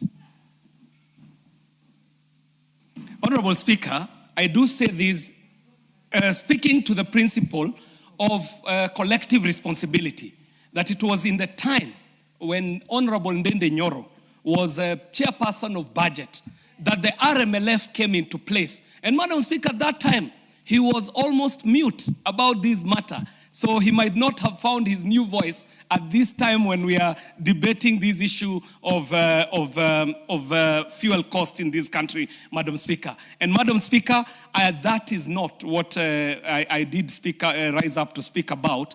My point was that he who comes to equity must come to equity with clean hands, Madam Speaker. Madam Speaker, it is a time when this House must make decisions. And some of these decisions are informed by matters that go beyond the boundaries of this country, Madam Speaker. The issues that are happening internationally, up to and including the wars that are happening around the world, and even the situation in the Strait of Hormuz, do speak to the cost and prices that are happening today. But Madam Speaker, this House has to be sensitive to the members of the public in this republic, and even more so, operators who are directly affected by the rise of the cost of fuel, who are our constituents, Madam Speaker, and our business is to debate solutions, Madam Speaker, as it is informed by our mantra that we serve for the welfare of society and the just government of the people. Madam Speaker, it has to also be noted that we are at the time of budgeting. It is budgeting season for this House. That some of the reliefs that we seek, Madam Speaker, we have to say that they are considered in this budget that is coming up, Madam Speaker, and I dare say, even ahead of time, that there shall be resolutions that shall be passed by this House as we are debating this budget and passing it, that will also speak to the matters that we are considering today. Madam Speaker, it must also be noted as we are debating this issue that we are not at liberty as Kenya to compare ourselves even with our neighbors, Madam Speaker, because the situation that is affecting the world is being felt across the globe. And even as we talk about fuel prices in our neighboring countries, we must be reminded that in places where the prices are fewer, the fuel is not available, Madam Speaker. And I'm reminded of an expose that was done by the journalist called Alex Chamwada, where he was showing us as the Kenyans that even that Ethiopia that we compare ourselves to itself might be having lower fuel prices, but does not have the fuel to sell, Madam Speaker. And it must be a commendation to the government that there was foresight in the arrangements that availed fuel at a time of crisis, as we are speaking today, that Kenyans, unlike our neighbors, are not queuing to get fuel, Madam Speaker, and that the last time Kenyans were queuing for fuel is at a time of the last government where prices were so high and even the remedies that were put were very punitive to Kenyans. Madam Speaker, the solutions must be found in this house, and we must start walking in the direction of those solutions. Madam Speaker, we know that fuel just came about as petrol came about as fuel not more than 100 years ago. And before that, there was coal, Madam Speaker. And as we speak today, the world must start walking in a direction where we are talking about green energy, Madam Speaker. And I must commend people like Moses Nderito, he himself an industrialist and a very forward-thinking Kenyan, even with some of the things that we are seeing in innovation, up to and including the electric buses that we are seeing. But Madam Speaker, it would be unfair for me to conclude without calling upon the financial institutions and banking sector to look into this matter as a Kenyan situation that needs reprieve, even from the banks, Madam Speaker. That at a time of COVID, we saw banks moving towards cushioning Kenyans against some of the costs, Madam Speaker. And if there's a time that Kenya must call our banking sector to patriotism, that time is now, Madam Speaker. Madam Speaker, I want to thank you for this opportunity and call upon Kenyans to also consider forward thinking as we even put. Your time is up. Member for Embakasi West. Thank you, Honorable Speaker. And Honorable Speaker, right from the get-go, I want to thank the Speaker and the team that has brought this issue of fuel. Honorable Speaker, this is a very emotive issue. And even today, Honorable Speaker, when I was in one of my WhatsApp groups, I wrote that today we are reporting back to work as members of Parliament, Parliament coming back from recession, and everyone who was tagging me in that same WhatsApp group was, can you discuss fuel together with other issues? Honorable Speaker, we're talking about a war that has affected fuel prices globally. And Honorable Speaker, this issue is not new because when the Ukraine war started, fuel prices were still an issue. Honorable Speaker, it's good to note the Ukraine war has now gone on longer than the Second World War. We now have an Iran war. We don't know how long this war is going to go for. So that is something that we must bear in mind. Honorable Speaker, having learned from that, we must now anticipate what might happen, because now we know that war affects fuel prices. Palestine is a risk. We have Iraq, we have Venezuela, we have Cuba. All these countries, there is a risk that there could be a further war, maybe with the US or one of the partners of the US. So that is a risk that we must put in mind. Honorable Speaker, we must remember that tariffs are always affecting fuel prices. Sanctions that every day are always issued now and then. The economic trends, the global economic trends, scarcity as well, and that could be an issue in the future because we do know that oil fields in various countries, Dubai and other areas, we've seen them drying up. Honorable Speaker, the US dollar, how the rate goes up and down. We're not stranger to what happened in 2022, where the US dollar affected us. Honorable Speaker, disease. You know, we shut down the country just about 6 years ago because of COVID. We must accept there's an Ebola crisis just across the border. Honorable Speaker, there's still hantavirus, which had marooned a number of foreign citizens somewhere, and they're still being treated, and who knows what could happen. So these issues, Honorable Speaker, we must be alive to them, that they will always be there. And once we accept that they will always be there, then it moves us to the next step. Well, Honorable Speaker, we look at, right now, we have a G2G deal. And Honorable Speaker, I'll submit to you that this deal was more built on supply rather than looking at price. So at the very beginning, it looked like a very good deal. But having even listened to even some of the people who've contributed, is that we can see that there is a problem with this G2G deal. And if it cannot respond to the issue of price, then it is a bad deal. And we must consider getting rid of it. And Honorable Speaker, I want to put a practical example. We know that there are a number of people who are heading EPRA, KPC. They tried. They realized there was a problem with the G2G deal, and they tried to find a way to get cheaper fuel into the country. And lo and behold, unfortunately, these people lost their jobs or are fired, and innocent people like Joe Sang who lost their jobs. I didn't want to go into that direction. But those people who went to incite this situation to have some of those people fired, we've come to realize they had interests. And Honorable Speaker, I'm not afraid to say, the chair of KPC, Faith, we now know they had interests. And that's why they didn't want to see anybody who was trying to go outside this G2G deal. So, Honorable Speaker, the systemic shocks will always be there. Honorable Speaker, we must think 12 months from now, Honorable Speaker. I'd propose, when it comes to RMLF, that we retain the same because we lost a lot, Honorable Speaker, and the 290 constituencies rely on this. Let us look at the matatu prices. Let us talk to the landlords to ensure that there's a freeze on our rent. Let us do food subsidies. Let us do kazi mtaani to protect these people.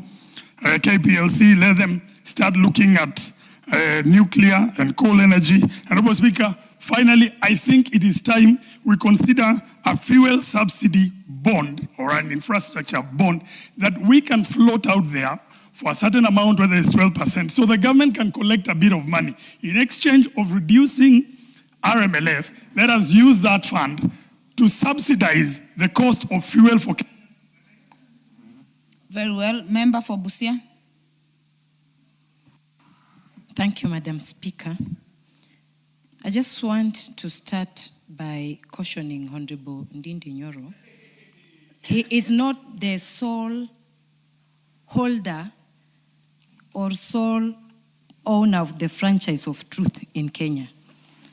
He sat on a committee that he witnessed unfair allocation of resources and said nothing, misled Kenyans. This global crisis, we must all accept that it is not Kenya that did that. When bigger people, giants up there, who produce also this oil, start fighting, this disruption will, of course, come to us and harm everybody, whether you have or you have nothing. I was seated with my friends who own motorbikes in Busia, and they were talking while I took notes. They said, fine, the government has reduced some taxes and reduced diesel prices, but our motorbikes, ma'am, they don't use diesel. We use petrol. I noted. Other women in the villages said, we still use lamps, kerosene, paraffin. That too go and represent us.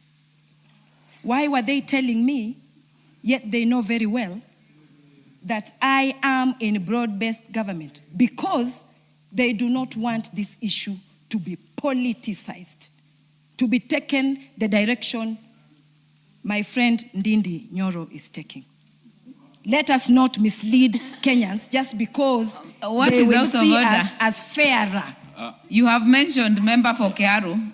Let us hear. It's not information. He's on a point of order. Honorable Speaker, again, I would never have wanted to interrupt the member for Busia, but she has clearly put it that she sat down with the boda riders in Busia, and they were requesting her to do something about the fuel prices. They were not talking to you as a roadside talk. It is for you to do something about it. And that is what precisely I have done. And that is why even Parliament has allocated me time to appear before the relevant committees from tomorrow with the concrete ideas on how to lower fuel prices. If indeed you mean well for those, for our brothers, the boda riders. What is out of order?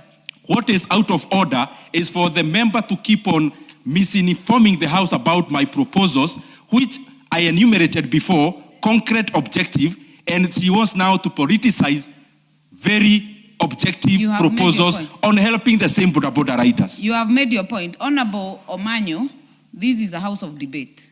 Yes, and I'm You are debating also very free nicely, to make Madam Speaker. proposals without castigating other proposals. Madam Speaker, I went back to how he misled us when he was the chair of budget committee. And I realized he's the one who put us in this trouble. So I was trying to remind him that he was also part of the problem. When facing this crisis today, it has come a long way, so we can tag him along the problems. Thank you, Madam Speaker. Can I now finish? I know this scarcity has cost. Member for Kiaru. Honorable Speaker, and I think it's clear for Kenyans to see why, to be a Secretary General, you actually need to qualify to be one. And I would want to request the Honorable I would want to ask the member for Busia to put it in black and white on the things he's talking about when I was the chairman of budget. I have laid a proposal bare. It is upon her to take time to either support or oppose. Honorable Dende Nyoro. Honorable Dende Nyoro. Honorable members, we agreed we will debate in decorum. I will also caution Honorable Dende not to castigate, to cast aspersions to Honorable Manyo. But Honorable Manyo, you have 5 minutes. Okay. You can choose to keep referring to Honorable Dende Nyoro's proposals, yes, or put forward yours in your submissions. Yeah, thank you, Madam Speaker. Because it's also good to have reference. Then you now give solutions. Thank you, Madam Speaker. He was my reference. I agree that actually the pinch has gotten everybody, whether you have or you have not. And I'm thinking ahead. As we solve, because the government has reduced a few things here and there, we will still feel the pinch because it is not coming to end soon. The way I keep reading news, we have people who, I don't know what they gain in wars. Whatever they gain, that's their problem. But as Kenyans, I think in future, we should not focus on buying these machines that depend on petrol and diesel because we don't produce these things. We are under the mercy of the producers. So if any Kenyan will think of buying cars in futures, electrical, motorbikes, the same, then we change from using even paraffin and kerosene, which is also not very healthy for all of us. We go to other things that the producers and manufacturers of those products, when they decide to not even supply Kenya, then we are still okay with our choices. Thank you, Madam Speaker. Very well. Member for Marakwet West. Thank you, Honorable Speaker, for granting me an opportunity to speak on this very, very important subject. Honorable Speaker, certainly the issue of increase in the price of fuel is an emotive issue in this country. Honorable Speaker, I sincerely empathize with Kenyans who have to bear the brunt of the high cost of living that has been brought about by the high cost of fuel prices. Honorable Speaker, as Parliament, we have an obligation to defend the interests of our people. And for that, Honorable Speaker, we must sit down as a House and look at concrete measures that we must take into account so that we shoulder Kenyans from this high cost of fuel prices. Because, Honorable Speaker, either way, with the increase of fuel prices, it will affect all sectors of our economy. Honorable Speaker, from the onset, I must appreciate the fact that the G2G agreement, this country, Honorable Speaker, has assisted us as a country.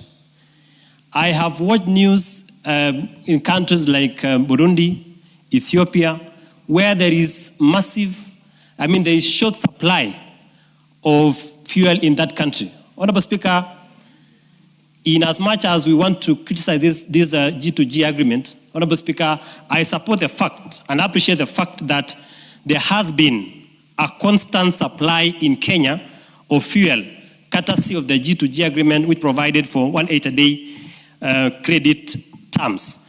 Honorable Speaker, also that G2G agreement, Honorable Speaker, has eliminated the need for monthly spot purchases. And that is why you see the issue, we have a consistent supply of fuel in this country. But Honorable Speaker, this government has focused on production subsidy rather than consumption subsidy. Honorable Speaker, I have heard many members here comparing the prices in Kenya with Tanzania. Honorable Speaker, Tanzania has heavily subsidized fuel prices. And of course that has a way of affecting the economy of the country. Honorable Speaker, in terms of consumption subsidy, for example, in fertilizer, when we subsidized fertilizer from 7,000 shillings to 2,500 shillings, Honorable Speaker, you've seen increased production in our farms. Honorable Speaker, as a House I've said, Honorable Speaker, we must also be able to regulate oil marketers' profit margins. If the high profit margins of the oil marketers is making the palm prices go up, then, Honorable Speaker, we must find a way to regulate the oil marketers' profit margins so that at the end of the day, the consumers benefit. Honorable Speaker, I also agree with my colleagues here that we must diversify our sources of supply and route so that we do not complain about the Strait of Hormuz each and every time. So we not only look at a specific source of supply, we must be able to diversify as a country so that we get more oil sources. But, Honorable Speaker, having said that, last week or 2 weeks ago, we saw there were protests that were called by certain people on the issue of fuel prices. Honorable Speaker, it is unfortunate that some few individuals took advantage of those peaceful protests to engage in acts that violated our constitution. Honorable Speaker, we saw muggings in the streets. We saw vehicles being burned. We saw property being damaged. Honorable Speaker, I wish to remind our people, our Kenyans, that we have one country that we must protect. Honorable Speaker, Article 37 of our Constitution talks about protests or picketing that is peaceful and people should not be armed. So, Honorable Speaker, in as much as we have challenges with the issue of fuel prices, with the economy, Honorable Speaker, we must engage in a civil manner and in a manner that protects the greater interests of our country. So, Honorable Speaker, as a leader, I support a means that will lower fuel prices in this country. As a legislator, I'll be progressive in engaging. Your time is up, Nabi.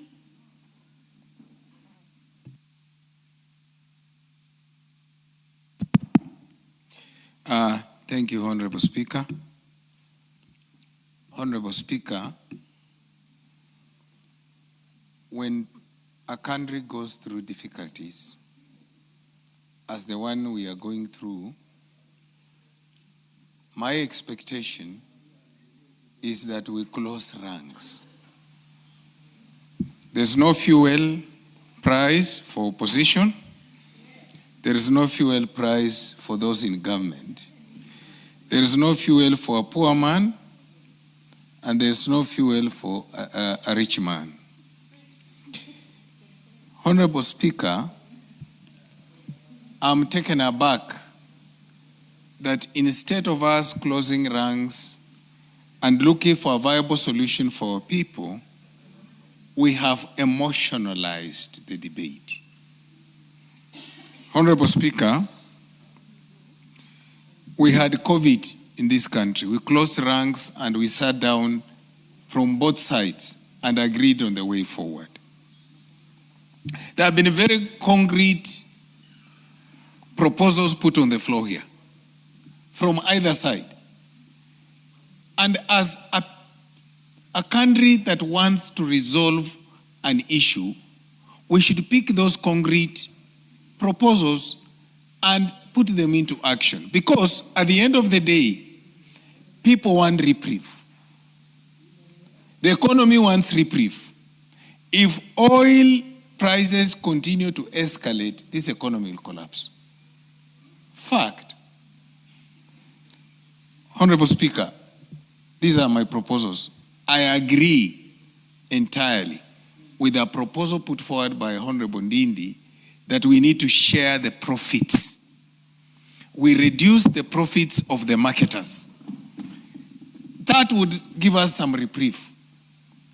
Honorable Speaker, I also want to propose that we look at an aspect of G2G and renegotiate, not only to look at the issue of supply, we must look at the issue of price so that both variables are put into the agreement. It will give us some reprieve. Thirdly, Honorable Speaker, at this point in the country, it is my proposal that we look for a middle way to provide a subsidy for a period of time, 6 months, as we monitor the global politics.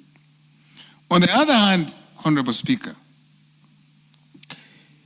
what are we doing in the long term in terms of our oil exploration in Turkana?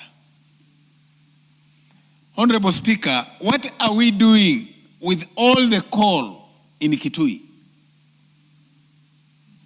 Honorable Speaker, it is the right time to look for resources and ensure that we have our own refinery and we go into exploring our oil in Turkana.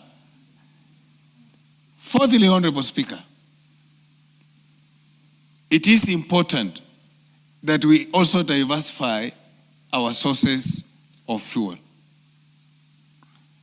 We have countries that we could source fuel from without using the Arab fleet, which has to use the Strait of Hormuz. Honorable Speaker, I want to plead with my colleagues that the situation we are in now, we cannot call each other names. We need to reason together. We need to look for solutions together. We should not bastardize government, but we need to sit down as members of parliament and agree that this is the direction we want to go. But at least give our people reprieve, give the economy some spike. Thank you, Honorable Speaker. Very well. Member for Mogotio. Thank you, Madam Speaker. This is a very timely and discussion and motion, Madam Speaker, because the moment we are in requires that we all come together, devoid of our political affiliation. And we need to have this discussion soberly without looking at which formation you come from and which part of the formation you come from, Madam Speaker. As a nation, we are not an oil-producing nation. We are oil takers nation, Madam Speaker. And the prices being set, global prices being set, Madam Speaker, does not only affect us, but it also affects our economy, Madam Speaker. So as a nation, we need to start looking into our future, that what do we do to get away from this? Because we are slaves of fossil oil from other countries. We have to look at, as we look for short-term discussions, such as the discussion and the ideas that members are putting across here, Madam Speaker, we need to think on how to be independent in future and how to be able to survive in this harsh global environment, Madam Speaker. So as a nation, we need to look at how we can harness the Turkana oil that we have and put our refinery so that we are able to caution our own citizens when it comes to such a moment and such a time. We also need to look on how we can move from oil dependency to electric vehicles and other things, Madam Speaker, and diversifying so that we're able to generate our own energy and go into electric cars and other things that can make this nation run without being over-dependent and being slave of fossil oil that has made us to be where we are at such a moment when we are trying to recover from our economic problem which we are in the economic den which we are in, that we are on a trajectory towards recovery. But now the oil prices and the global problem caused by America, Israel, and Iran has put us, Madam Speaker. Madam Speaker, as we look at this issue and discuss soberly, it's also good for us, all of us, to be honest in this discussion and not be hypocritical when we are looking at it and blaming government. When sometimes back when some of us were in government, Madam Speaker, we had the opportunity to put proposals that could have changed the debt situation of our nation, but maybe we failed to do so at that time, Madam Speaker. But now it is fashionable because politically it is right to do so, Madam Speaker. Our nation requires patriotism, not only in government, but also from private sector, Madam Speaker. That as the government look for measures, as the members of parliament here discuss on measures on how to lower the prices, Madam Speaker, also the private sector such as matatu owners should also look at a way of not hiking prices and taking advantage of the situation that we are in a nation and hiking prices. And when the oil prices come down, they don't lower the prices of the matatu or of the matatu along our roads, Madam Speaker. So Kenyans remain with the burden of paying expensive prices on our roads, Madam Speaker, when we should have been patriot enough and try to caution Kenyans. Even our banks should also caution Kenyans and assist Kenyans at such a moment, not auctioning them or selling them or putting pressure on the matatu owners and other people so that we are able to caution Kenyans from this pressure of the high prices, Madam Speaker. Madam Speaker, it's also a shame, Madam Speaker, it's also a shame that those people who have been fashioning themselves as the united opposition, Madam Speaker, when we are discussing such a serious matter like this, Madam Speaker, they are not in the House, Madam Speaker. They are the same people who have been posturing outside there as the defendants of Kenyans, Madam Speaker. But when Kenyans are discussing, when elected leaders are discussing issues touching Kenyans, we don't see the faces of those calling themselves united opposition, Madam Speaker. The same people who are shouting loud, they are not here to give suggestion on what should be done, Madam Speaker. As I conclude, Madam Speaker, you know, Madam Speaker, the honorable member for Kiaru is my good friend, Madam Speaker. And he's been my friend for a long time, Madam Speaker. But 2-3 years ago, Madam Speaker, he was the chair of Budget and Appropriation Committee, Standing Committee on Budget and Appropriation in this House, Madam Speaker. And as the chair in this House, Madam Speaker, he had an option, he had a time, and he had every other opportunity to be able to look into our debt situation because what is pressing Kenyans is our debt, Madam Speaker. But now he's telling us he wants to sit with the Committee of Budget and he's seeking for attention of the Chairman Budget and Chairman Committee to give suggestion. When for 3 years he's been the one receiving the suggestions, he should have been able to assist this country of ours. He should have been able to Honorable members, I don't know, your time is up, member for Mogotio, and I know you're seated with the member of Kiharu, and you have confirmed your friend. So I want to indulge the member for Machakos, Honorable Kamene, to make her submission. Thank you, Madam Speaker, for this opportunity. I rise to contribute on this matter of the continued rise of fuel prices in our country, a situation that is now hurting ordinary Kenyans, industries, farmers, transport operators, and the entire economy. Today, the cost of fuel is no longer just an energy issue. It is the cost of living crisis. When fuel price rises, the price of food rises. Transport fares increase, electricity, and the cost goes up. Common mwananchi is suffering.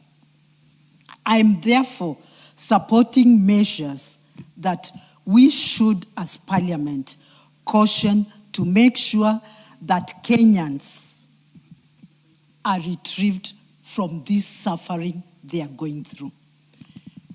I want to bring up, and I want to thank Mheshimiwa Ndindi Nyoro, because he has been in the forefront, trying to fight, understanding what the common mwananchi is going through.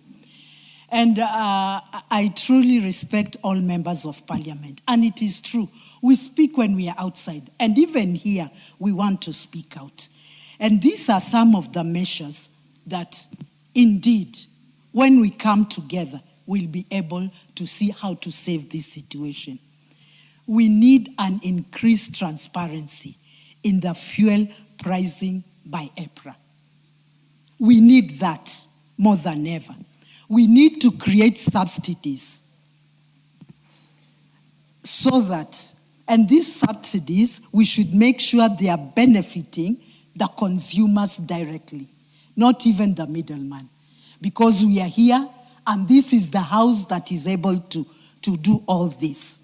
We ought to strengthen the oversight of the government to government fuel import arrangements. Because even when you hear everybody discuss this issue outside, they keep pointing at this. But we are always quick to avoid these questions that the common mwananchi and every citizen is asking. Transparency, corruption. We saw those two ships coming the other day. Total corruption. We have never seen anybody put into book. No arrestments have been made. What does that tell us? We are comfortable.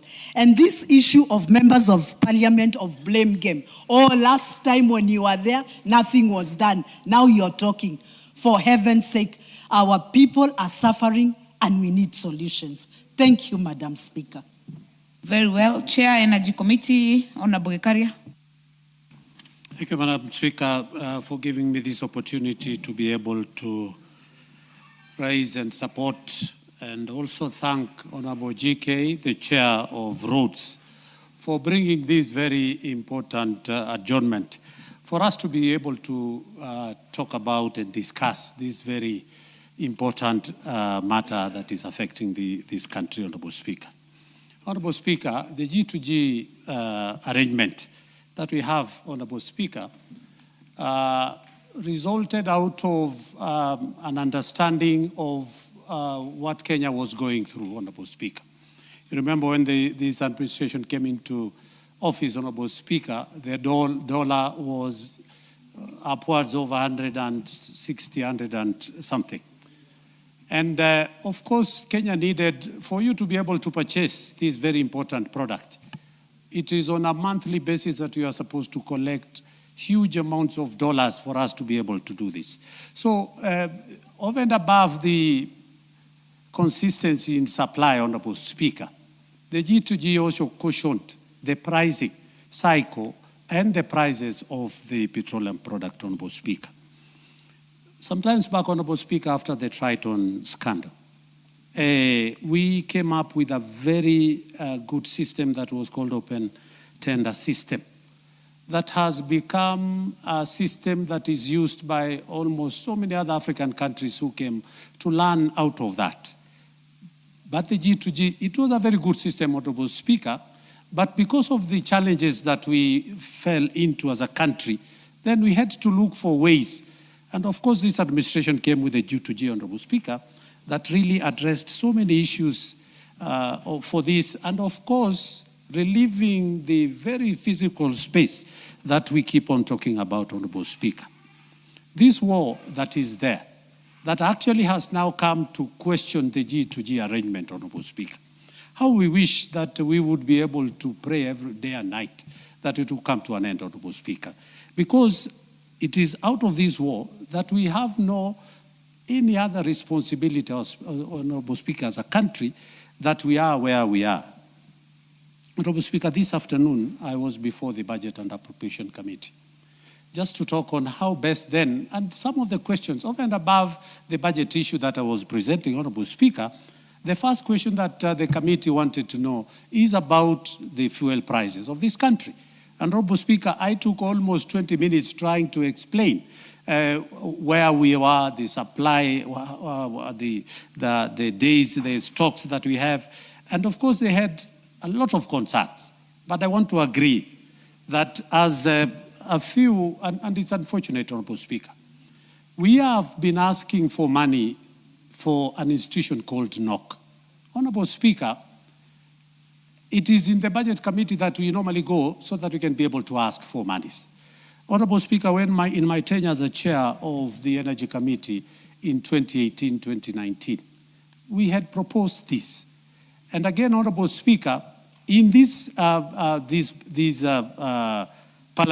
the 13th Parliament, again, when I took over the chairmanship of, we have been trying to get resources to be able to give money to NOC, the National Oil Corporation of Kenya, that we can be able, and I want to thank the Budget Committee for the last one financial year, that they were able to give us resources to be able to relieve the NOC from the financial burden and the debts that they had. And this year we were looking forward, and I want to thank the infrastructure, National Infrastructure Fund, where NOC is an government-owned enterprises has been taken to, and we are looking forward to maybe in the next 1 year, maybe these things will be over. That NOC will be back on its feet. It will be the institution that will be given that responsibility to do that work. Honorable Speaker, it has been asked about the Turkana oil. Honorable Speaker, by December this year, the first batch of our crude oil will be sold. And we have a very good crude oil, Honorable Speaker. The sulfur content is reasonable.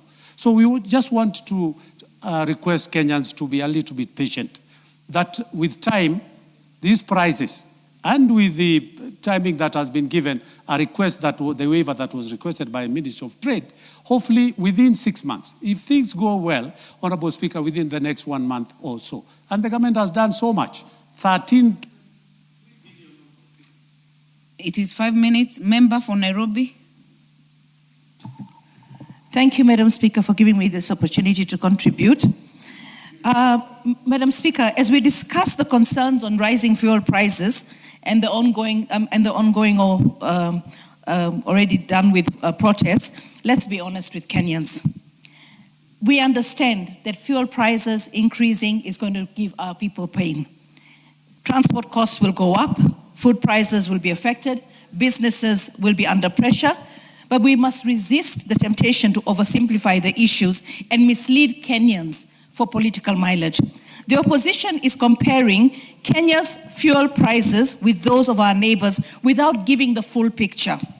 Kenya has one of the most structured and transparent fuel pricing systems in the region under the Energy, Petroleum and Regulatory Authority. Our prices reflect international crude oil prices, exchange rates, taxes, levies, transport, stabilization mechanisms, global tensions, rising crude oil prices have affected all the countries across the world.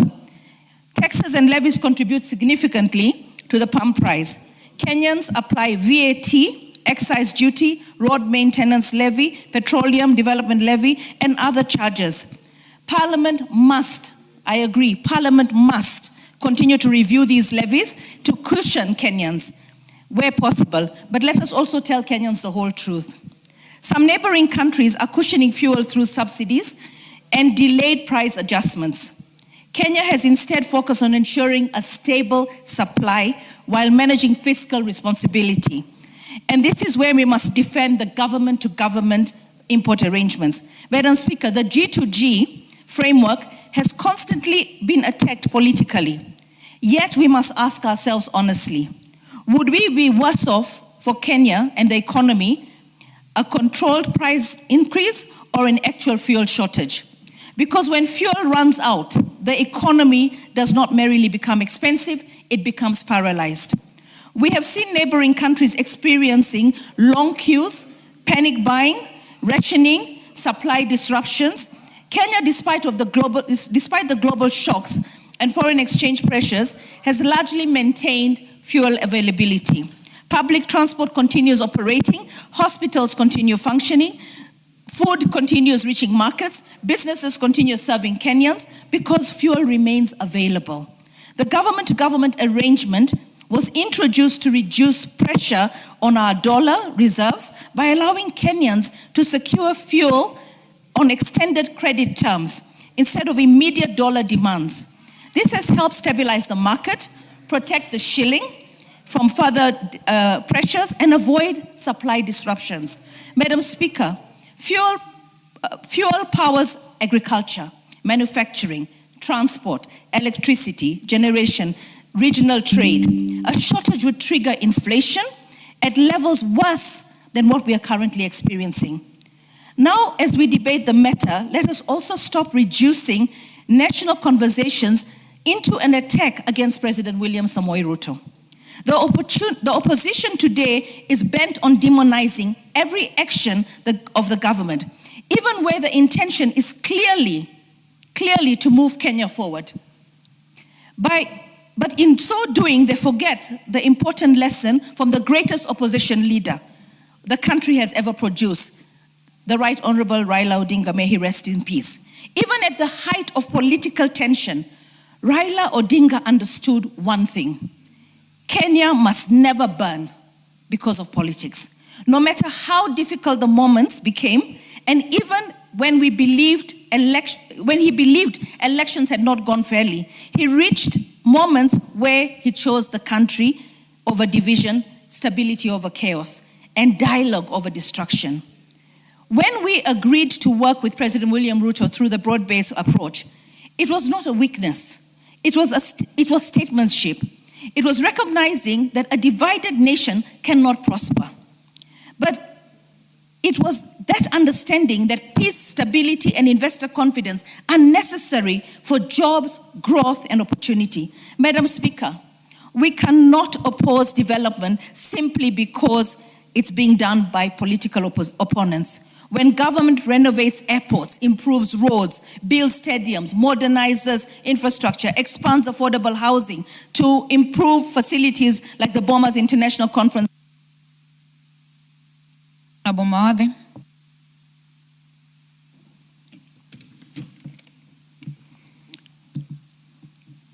Thank you, Madam Speaker, for giving me this opportunity to contribute to this very important matter. Madam Speaker, the economy of a country runs on the back of diesel.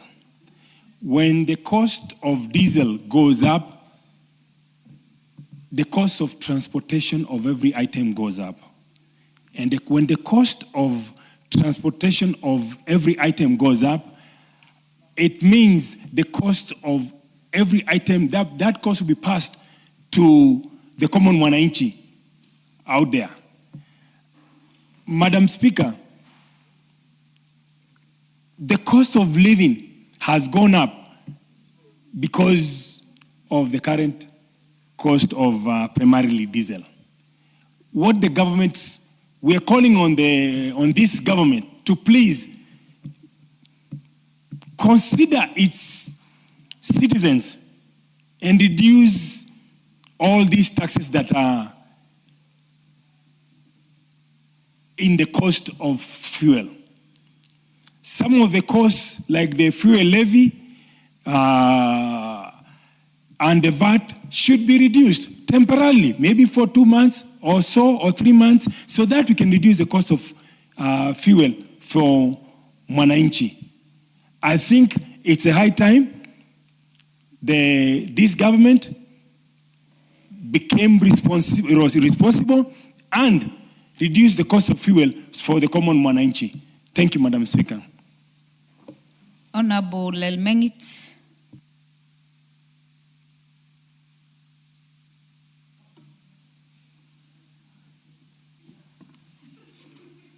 Thank you, Honorable Speaker.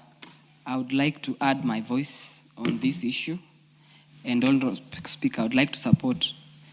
And when fuel prices, Honorable Speaker, go up, it goes up for everybody, whether in opposition, united opposition, or supporting government. All of us in this country feel the pain. But we have to come to terms with this fact, Honorable Speaker, because we know what are the reasons for the fuel going up in this country. We know it is the US, Israel war fights against Iran. And Honorable Speaker, we understand that this is a global issue. And Honorable member for Marakwet. You are totally out of order. I'll give Marakwet. Thank you, Honorable Speaker, for protecting me from loud discussions. Honorable Speaker, we can debate this issue all day, throughout the week, throughout the year. But we have to look at what can the government forego and what are we willing to take as citizens of this country. I've looked at how government comes up with the fuel pump prices in this country, and we have the funds for price stabilization. We can play with it where the government can work on something about it. We have on the excise duties, we have on the road maintenance levy, and the VAT, Honorable Speaker, where at the moment the government has cut the VAT by 50%, Honorable Speaker. We also understand, Honorable Speaker, that fuel generates revenue to this country. It's one of the largest amongst other sectors that generate revenue to this country, Honorable Speaker. So what are we willing to forego? Are we willing to forego the RMLF, the road maintenance levy, which we have already committed those funds to repair our roads across the country? We are in a very rainy season at the moment, Honorable Speaker, and the roads across the city and different parts of the country, Honorable Speaker, are in pathetic condition. Are we willing to forego this and use bad roads? Honorable Speaker, again, I know we have done securitization of these funds, Honorable Speaker. Are we willing to stop the securitization and stop the development of roads in this country? Honorable Speaker, we have also to be alive to the fact that this is a temporary matter. And I pray that probably in another few months, this thing will be a thing of the past.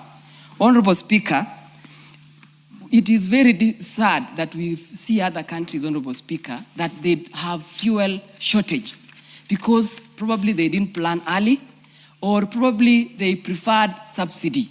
And subsidizing fuel too much, Honorable Speaker, means that we have to cut resources from other sectors like health, like education, so that we can subsidize on fuel. So therefore, paralyzing other sectors of the economy, Honorable Speaker. So since the energy sector sat down and gave a proposal that this is the way we want to levy tax and also give a standard price of the fuel pump price of the petroleum in this country, Honorable Speaker, I think it is high time that we come to a reality as Kenyans that if we even do the subsidy, it will overburden the government and also cut supply of funds to other sectors of the economy like education and health. We've seen also a lot of shortages across the different countries in Africa, Honorable Speaker, including a country like Malawi. At the moment, petrol, diesel cost per liter goes for close to 500 Kenyan shillings, Honorable Speaker. And we have to appreciate the fact that at least Kenya, we have constant supply of fuel, be it diesel or petrol or kerosene, only that the prices are a little bit high. We have to appreciate the fact that we have so many roads that we are maintaining. We have so much roads that we've committed that we need to develop. Honorable Speaker, I want to urge the united opposition that let us not politicize this thing. It is a sad reality that is hitting all of us as a country, but we have to live with it and let us not politicize. Thank you so much, Honorable Speaker. Thank you. Order, members. Honorable members, and the time being 7 p.m., this House stands adjourned until Thursday, 28th May 2026 at 2:30 p.m.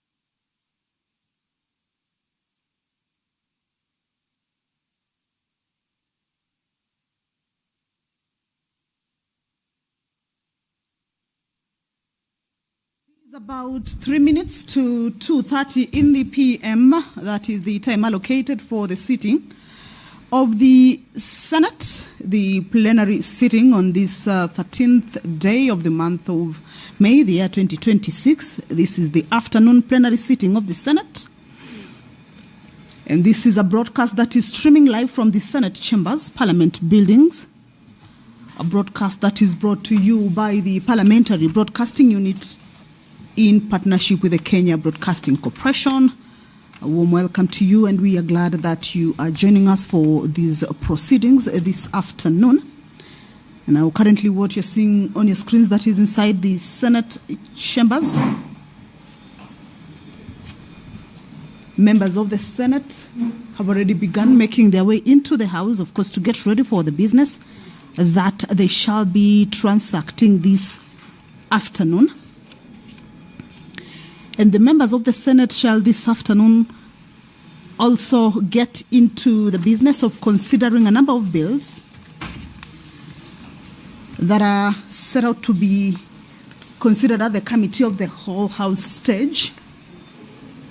There are a number of bills. However, there is also a bill that will go into division this afternoon. This is a bill on the Narcotics, Drugs and Psychotropic Substances Control Amendment Bill, a bill that is originating from the Senate and sponsored by the Honorable Senator Kathuri Murungi. It is a bill that is at its second reading stage, with debate having been concluded. And this afternoon, the bill is moving into division for it to be read a second time and also get into the next stage, that is consideration at the Committee of the Whole. So the principal object of this bill is to delete cathinone and cathin, being substances found in miraa, from the ambits of the Narcotic, Drugs and Psychotropic Substances Control Act. The mover of this bill, or the sponsor of this bill, backs their proposals that miraa is a recognized crop under the second schedule of the Crops Act 2013, and it is a source of livelihood for many Kenyans. That the government of Kenya has been at the forefront in instituting key institutional reforms in the miraa industry.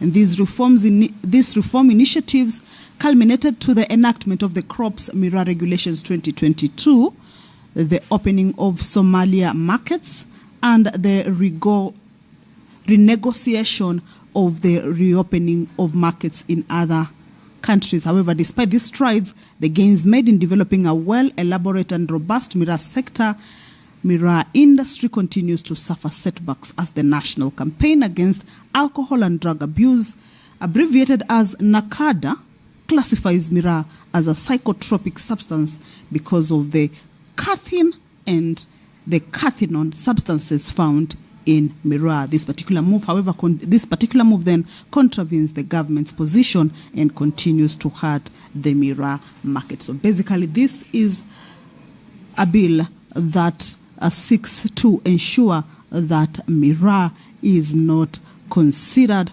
as a drug that will affect the users of this particular plant or crop, as the bill entails. So this is a bill that has been debated on the floor of the House, and the members this afternoon will be taking a vote regarding on whether the bill should move into the next stage, that is the bill to be read a second time.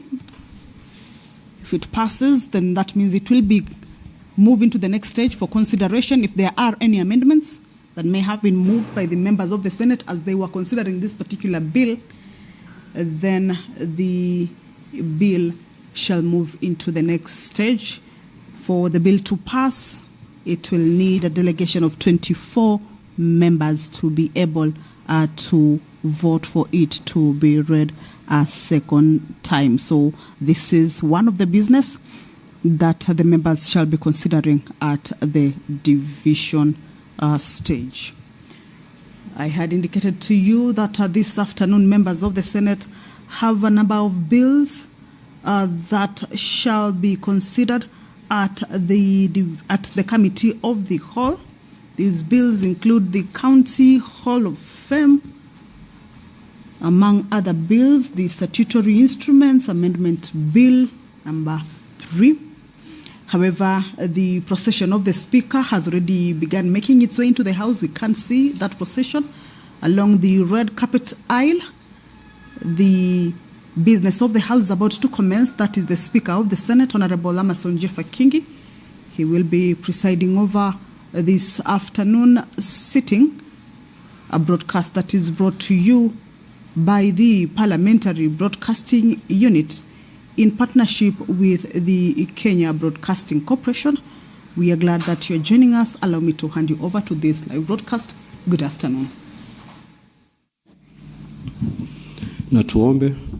Ewe Mwenyezi Mungu, twakusihi tutazame kwa neema nyingi na baraka sisi watumishi wako ambao umeridhika kutuita kwa nyadhifa za uongozi katika jamhuri hii yetu. Tukuomba utuwajalie tuyatende na kufikiria mambo yote atakayofikishwa mbele yetu kwa njia ya haki na uaminifu, ili kustawisha amani, ufanisi na heri ya nchi yetu na wale ambao haja zao umezikabidhi mikononi mwetu. Amen.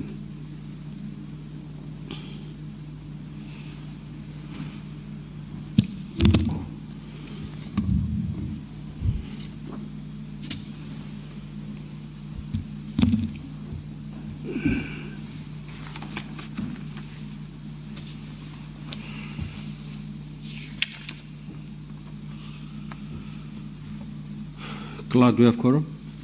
Sergeant at Arms, kindly ring the quorum bell for 10 minutes.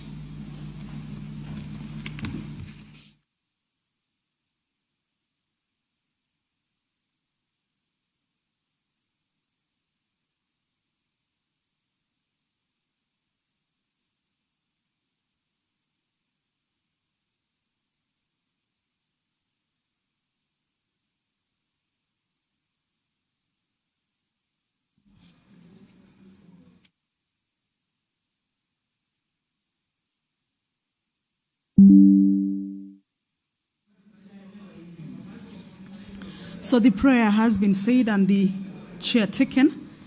There is a quorum hitch at the commencement of the sitting of the Senate. And currently the quorum bell is on, of course, to alert the members of the Senate that the presence inside the chamber is highly needed for the House to be able to correct and also for it to be able to commence. So that bell is on. And as we wait for the House to correct, we shall continue to take a look at the business that the Senate will be transacting this afternoon. The Forest Conservation and Management Amendment Bill, this is a bill that is originating from the National Assembly. It's a government-sponsored bill. And at the Senate, it's co-sponsored by the Senate Majority Leader, that is Honorable Aaron Cheriot. This is a bill that was already considered at the National Assembly and passed and has now been forwarded to the Senate for consideration as well, a bill that concerns counties, and the Senate being a house that oversights the functions or is mandated to be able to oversight on the functions of the county governments or the devolved units, then the Senate will also have to give an input on this particular bill. So this is a bill that introduces a robust and forward-looking legal framework that is aimed at enhancing sustainable forest management, strengthening regulatory oversight, and also promoting community participation in conservation efforts. The legislators at the National Assembly had underscored this particular bill or the amendments towards this bill as having been designed to respond to emerging realities in forestry, including climate change, biodiversity loss,